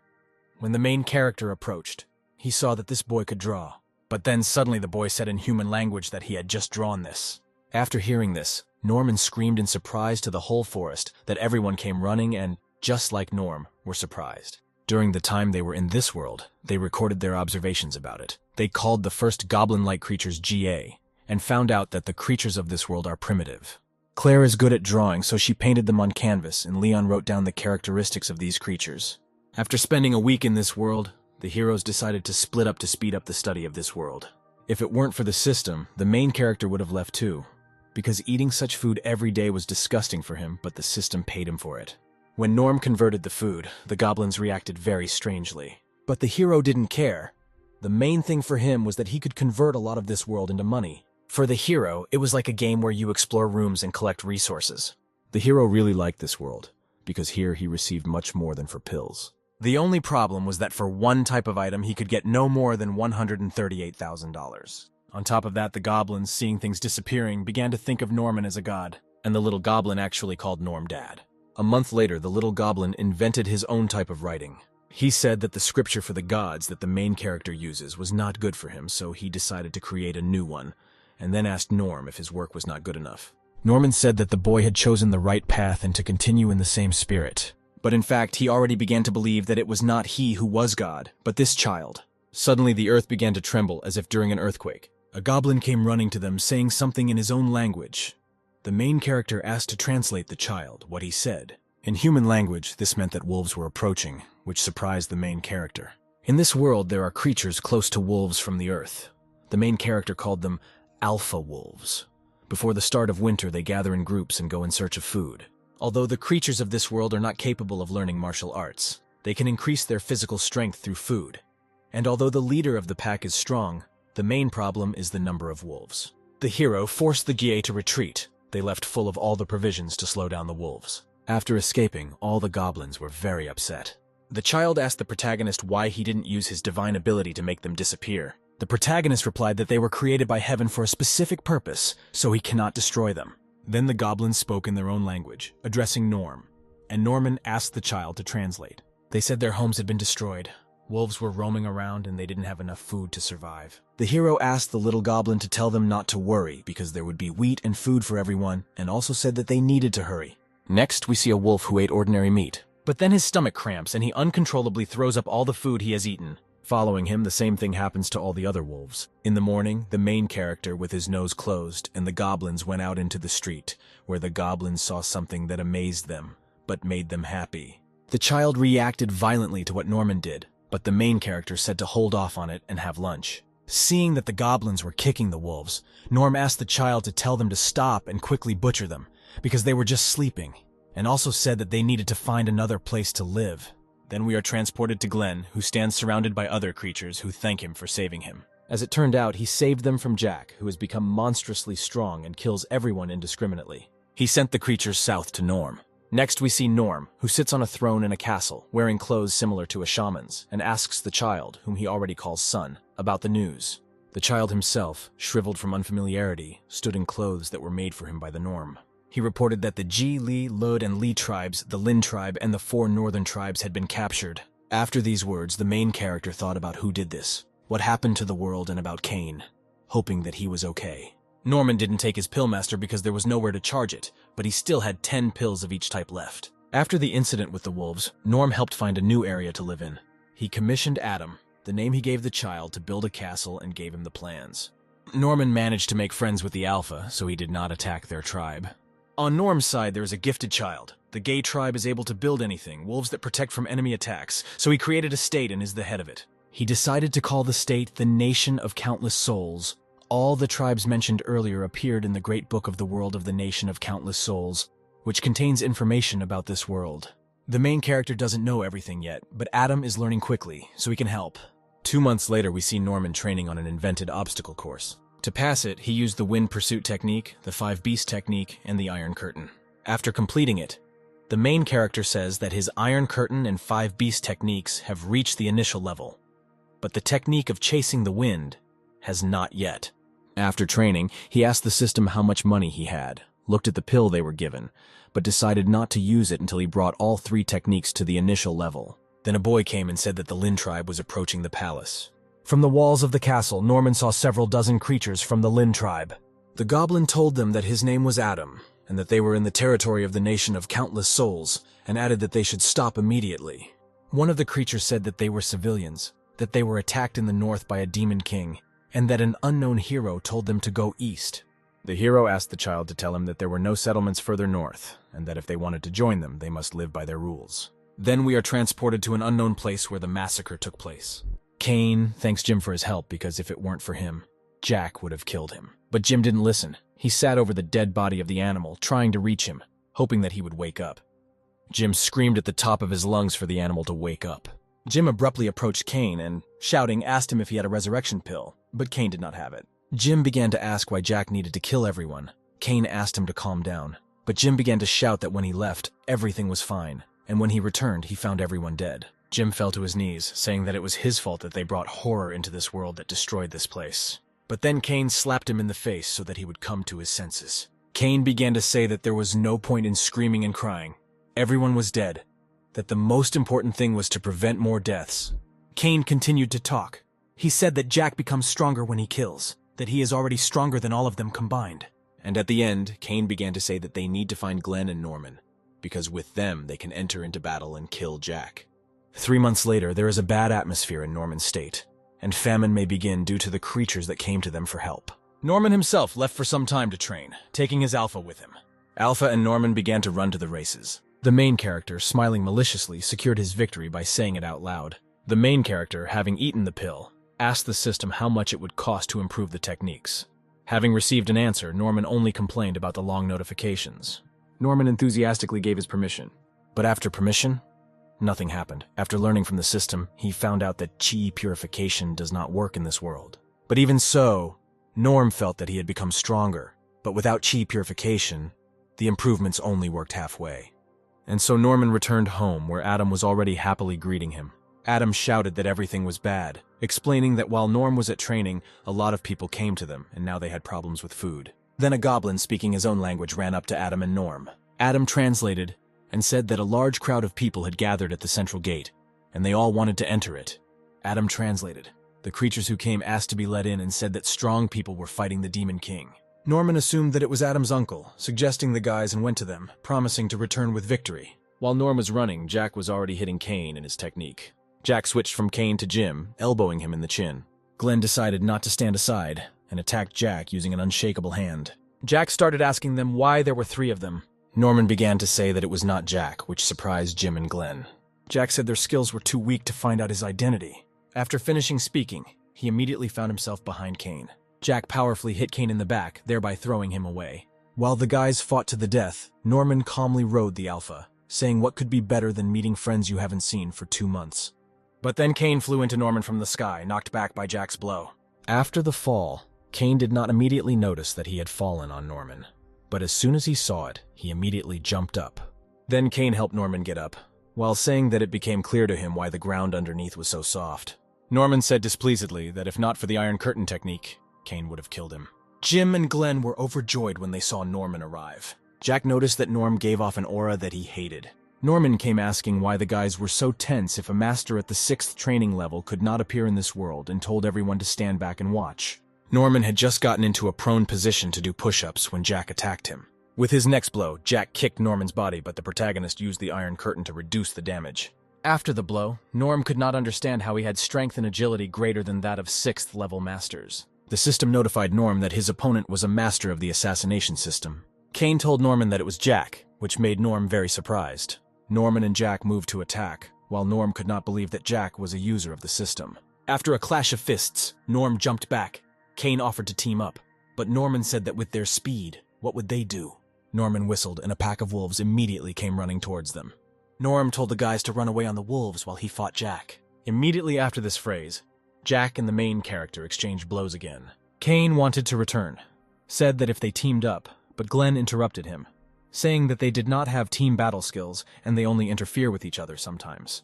Norman and Jack, surrounded by wolves, ran towards each other. Sometime later, already in Norman's country, Kane asked why Norm had not returned yet, to which Jim said that he had sent his eagle Brad on reconnaissance. The eagle flew back and reported that Norman was returning and that he had suffered. When Norman returned, Kane immediately began treating his wounds. Glenn said that none of them could defeat Jack. They could only unite, but they did not know how to work as a team. Kane said that he knew how Jack reached this level. He said that he just needed to kill someone to increase his strength. After these words, Norman began to suspect that Kane also had a system. After this, the system said that this was true, and that he was the master of the hero system, which gives points for good deeds. Norman asked why the system didn't tell her about this sooner, to which she said he didn't ask. Kane said that they must kill Jack as quickly as possible before he becomes even stronger. Norman said that he doesn't think so, because this world has limitations that Jack can't overcome.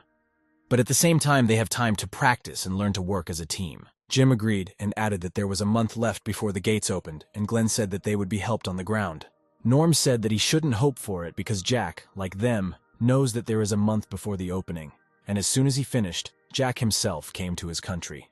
Norman continued to say that all Jack would have to do was block the gate, because those above the 6th level would not pass, and those below would lose to him. At that moment, Jim's eagle flew in from reconnaissance. Jim said that Jack had already arrived, and Norman said that now they only have one chance, and that is to increase their strength and ability to work as a team. To take advantage of time, Norman led his people as far away from Jack as possible. It is not known for what reason, but many wild animals rush at Jack with the intention of killing. It wasn't known where Leon and Claire were, so Norman just hoped they didn't run into a demon. Norman asked Jim to send his eagle to investigate, and also added sleeping pills and diarrhea pills to Jack's food, but they did not work. Kane told Norman that there was a river beyond and they had nowhere else to go. Norman asked Jim about the distance between him and Jack, to which he said that he was about 10 miles away. While they were on the way, many fell ill, and many died from hunger and cold. Norman said that if they wanted to survive, they needed to make boats. To pump up Kane's system, Norman constantly gives him the opportunity to do good deeds. And Jim and Glenn, under pressure to survive, train every day. Suddenly, Norman smelled a bloody smell, and when he turned around, he saw a bright red flash. Jack did all this. He was already approaching them. Just as Jack wanted to attack the heroes, predators emerged from the water with the desire to kill him. 10 days later, the heroes and inhabitants of Norman's country stopped in tents on a hill. Our heroes were training. Norman fought 1 against 3. Jim jumped on Norm with the 5 beasts technique, but the protagonist blocked it with an 8-step uppercut. Norman said that Jim's fist is strong, but he still won't be able to stop him if he wants to escape. At this moment, Glenn used the unwavering palm technique, namely its pressing form. But Norm attacked Glenn, thereby blocking the technique. But after Glenn touched Norman, he felt his blood flow stop for a short time. This turned out to be Glenn's new ability. The main character said that it wasn't bad, and that although he couldn't use his legs, he could still use his arms, and used the Hawk's fist. But his blow was blocked by Kane with his reflection barrier technique. After all this, Norman admitted that he could not win against them alone. But the guys said that if Norm had done 1 push-up, the victory would have been in dispute, and that they would rely on his push-ups to fight Jack. Jim said that he received information from Brad. He said that Jack was 3 miles away from them, and Jim also asked if they would fight. Norman said that if they continued to run away, they would all die without Jack's help. Then Adam called Norman. Norm immediately went to him. Adam's fever has gotten worse, and although he has a wake-up pill, it doesn't help with his illness. After some time, the weather outside suddenly changed. Before the battle, Norman decided to ask the team if they had healing pills. Everyone said that they had already used them. Norman said he had one left, and he didn't know if Jack had one. Kane said that even before Norman they united against Jack, then he was not so strong, so they managed to wound him. Then he escaped and used the pill. Norman then took out the remaining berserker pills and distributed them. Having repeated the plan of action, the heroes folded their hands and shouted that they would succeed. Before the battle, Norman came to Adam and said that he had ordered everyone to leave. But Adam needed to stay, because he might get even worse during the trip. On the way out, Norman took out his transformation master, which he took and did not use so as not to waste the charge. But today it could become their trump card. Since Jack reached the limit, the system began to destroy this world. The heroes came to Jack full of confidence and desire to win. Norman took a lying position, and Jim, Kane, and Glenn ran to detain Jack. Jack recognized that they were planning to distract him while Norman completed his technique. He doubted that it would cause him damage, but just in case, he decided to disrupt their plans. Glenn was the first to rush at Jack. Jack threw him away from him, but he still managed to use his technique, which paralyzes for a while. But it didn't work, and Jack quickly approached Glenn. Then Kane rushed to protect him, using a barrier of reflections. While Jack was distracted by Kane, Jim attacked from behind. But Jack didn't even turn around. He just used the barrier to push Jim away. Jack went to Norman, saying that for some unknown reason he felt an aura that he hated from him. Then Adam crawled out of the tent and asked not to touch his dad. Jack said he was annoying and kicked a rock at him using his strength. The stone flew straight into Adam's body, wounding him and throwing him off. Immediately after this blow, lightning struck Jack's feet. And Jack understood why, because Adam is the son of this world. Norman was about to call the android, but he was stopped by the shouts of the guys who told Norm not to stop, after which Jim attacked him, saying that his weak point was his forehead. But Jack, getting ready, stood up, saying that the one who jumps above his head is like a moth flying straight into the flame. But it turned out to be a trap. While Jim was distracting him, Glenn was already flying at his feet. Kane also flew from behind to his feet. They all wrapped their arms around Jack to prevent him from interfering with Norman. Before the battle, the guys came up with this tactic. The thing is that Jim's technique has 5 types of animals. Each of them is assigned a part of the body, and if he names one of them 3 times, then they focus only on that part. At this time, Norman had only completed his 6th push-up. Jim shouted at him to speed up. A moment later, Jack threw everyone off of him in different directions. After that, Jack walked up to Adam, took him by the neck, and pierced his chest. From his chest, he took out the core of this world. And on Norman's 9th push-up, Jack walked up and stomped him into the ground with his foot. But fortunately for everyone, it turned out to be an android, which was simply a distraction. And then an enraged Norman came out, shouting the name of the technique, namely the earthquake palm. Norman attacked Jack, who in turn was helped by the world itself. Jack did not dodge, but decided to block such a powerful blow. Jack continued to block, but still the blow went through, and Norman killed Jack. The system sent a notification that it had discovered a system that could be redesigned, to which Norm gave his permission. After which Norman fell to the ground, but Keen arrived in time and gave him a resurrection pill. The hero immediately went to look for his son. Jim handed Adam's body to Norman, and Norm in turn began asking about the pill. And when they told him that the last pill had been given to him, he screamed loudly. But then the core of this world flew out of Jack's body. The cannonball flew, and the heroes followed it. And when it fell to the ground, a golden tree appeared. A golden apple fell from a tree into the protagonist's hand. Where did little Adam hatch from? Norman immediately asked him if he was his son. But the new Adam asked him who you are. Norman, without hesitation, told him that he was his father. Kane said that the baby apparently inherited the knowledge of Adam's past, but at the same time lost his memories. Norman, remembering that Adam is a child of the world, understood everything. He understood why Adam was different from all his relatives. I understood why he was born a child prodigy and spoke his language, why he wrote down everything for him. I understood why Adam was perceived as a father and not as a god like others. Kane said that maybe the doctors from their world could restore his memory. But Norman said that it was enough for him that Adam was alive, and that his place in this world. Having finished this topic, Kale handed Norman his transformation master. Norman asked him that he really didn't even ask him what it was, but Kane replied that everyone has skeletons in their closet, including him. After that, Kane and Norman shook hands, and at the same moment, Jim and Glenn ran up to them to shake hands with everyone. And with the laughter that was a side effect of the berserker pills, our heroes ended their adventure in another world. Teacher stood in front of the portal, not understanding where the children were, because the portal opened half an hour ago. Immediately after leaving the portal, our heroes began to cleanse the key of heaven and earth. While the heroes were being cleansed, Claire and Leon emerged from the portal and got lost in the cave for 4 months. They began to show their bags with plants from that world. Leon said that they strengthened Ki, and Claire asked permission to take them. But the director said no, because everything that was found in another world is handed over for research. But a little later, they will receive a reward for them. The teachers and the director saw that the heroes' Ki had cleared and wanted to see their progress. Our main character has reached level 6. Glenn and Jim reached level 5. Kane only reached level 3. Claire and Leon were shocked when they heard that Norman had reached the second stage in one go. But suddenly the director noticed Jack was missing. The heroes suddenly froze with sad faces in front of the director. The director asked what happened there, suggesting that it was an accident. Kane said that as soon as they entered the other world, Jack became not himself, and in the end he left them no choice. Norman gave Mr. Ralph a book with all the information about that world. The director thought about it after the words about Jack. The director pretended that he believed it, and asked to tell more if there was anything. But the heroes replied that they had nothing to say. But then the director grabbed the heroes, telling the teachers that he would bring them to one place and return them. The students said that they killed Jack in self-defense, but the headmaster said that he was not going to punish them, and said that the place where they were flying was far away, and they could sleep. The heroes could not calm down, so he put them to sleep with his powers. The main character woke up in a completely white building alone with an unfamiliar man, not understanding where he was. The man, who was sitting with his back to the hero, said that it does not matter where the main character is now. All four were given strange stones. Kane's turned red. The man said that this means Kane has a system. Norman was also thrown a stone, but he, guessing that he might now be exposed, grabbed the strap. Having asked a question about the cost of the stone, and having heard that all the money in the world would not be enough, Norm said that this was not the most common necklace, but the man shouted and told him not to drag his feet and take the stone in his hand. The main character asked why there was such a rush, and recalled that the man promised to return him to Ralph and friends. The man said that he would return it, but only if the stone did not change color. And as soon as the hero took the stone in his hands, the stone began to burn bright red. We are transported to the director, who was talking with Ralph. Ralph said the state has known about the systems for a long time, so a league of outstanding talent was created to find owners.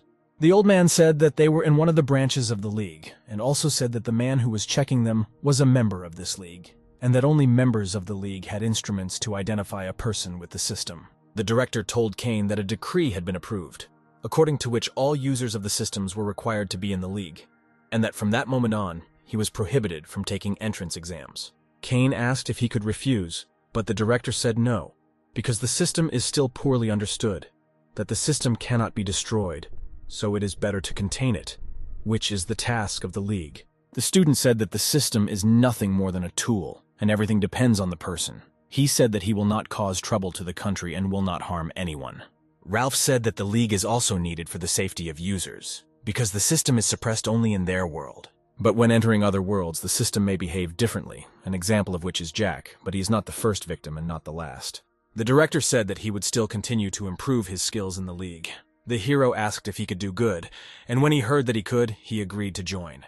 After that, Kane decided to ask what was wrong with the guys, to which he replied that everything was fine with them. The system had not yet been discovered. Kane breathed a sigh of relief, but the director said that this is not a fact yet, because the system can move from one person to another person, who was nearby in their case to Norman. The principal returned to the rest of the students to see how things were going. When he heard the answer that everything was fine, he looked at Norm with some suspicion.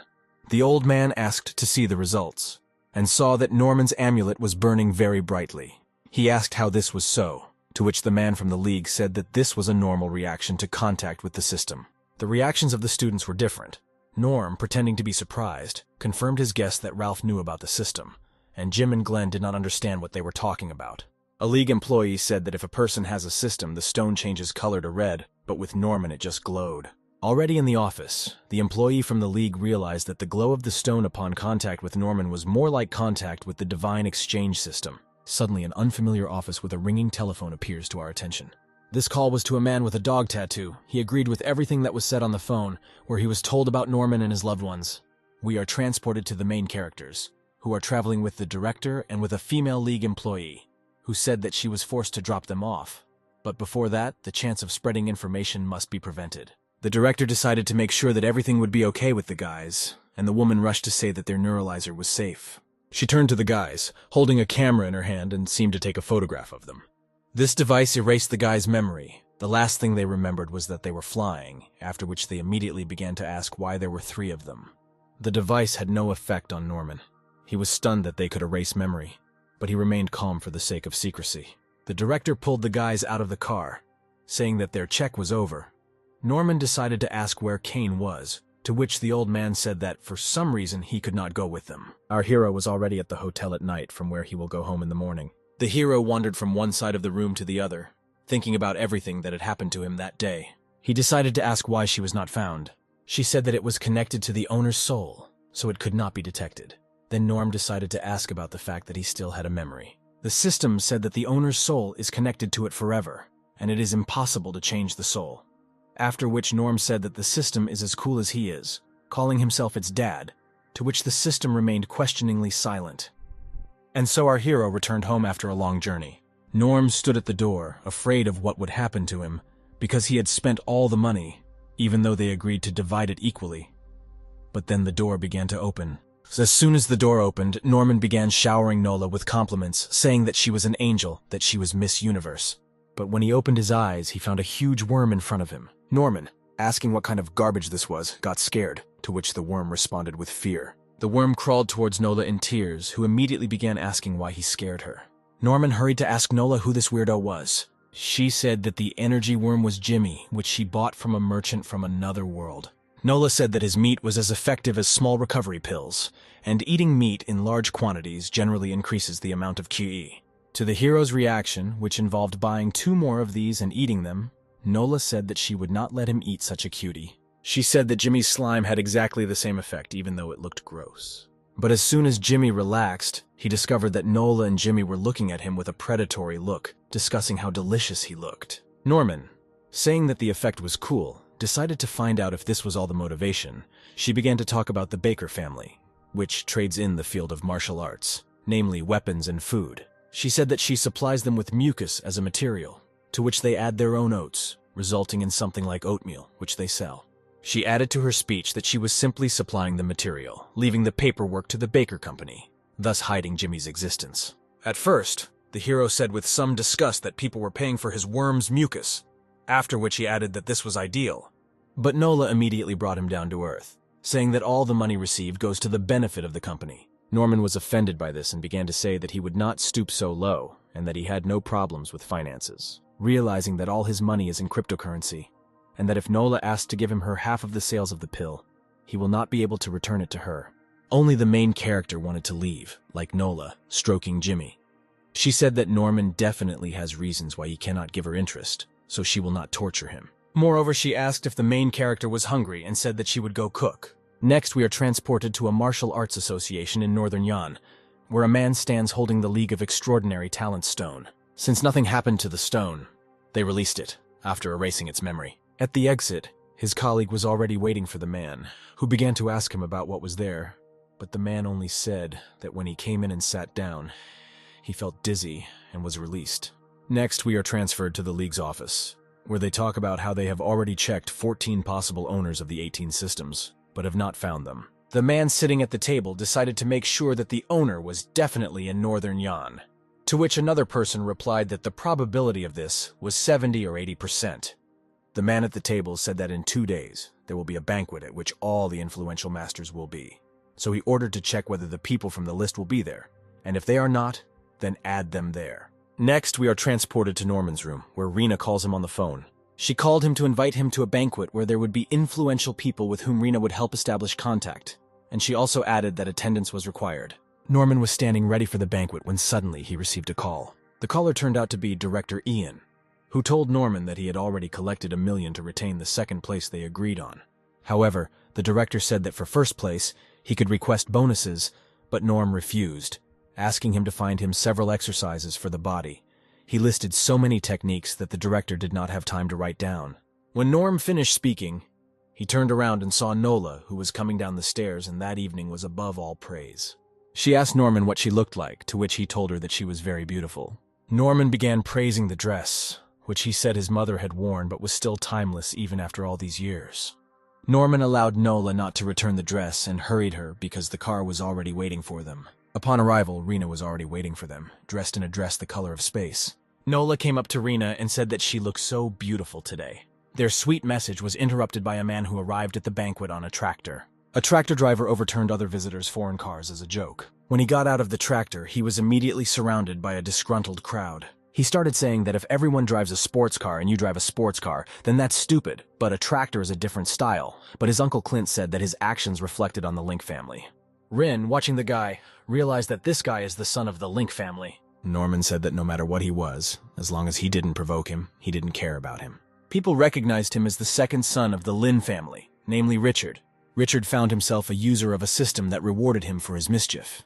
Richard began to look closely at Norman, trying to understand whether Nola and Rena were his close friends, and also noticed that the system was not visible at all. The banquet began, where Rin introduced Norman to celebrities, and although Norm did not like such events, he understood that it was necessary for the development of the company. In the middle of the evening, people burst into the banquet, one person working for the Wushu Association, and asked not to interfere with the investigation. He said they were instructed to act, and if there were any doubts, to bring them to him. While the two employees were talking, Norman noticed red armbands on their suits. And then it dawned on Norman that the people were not from the Martial Arts Association, but employees of the League of Outstanding Talents.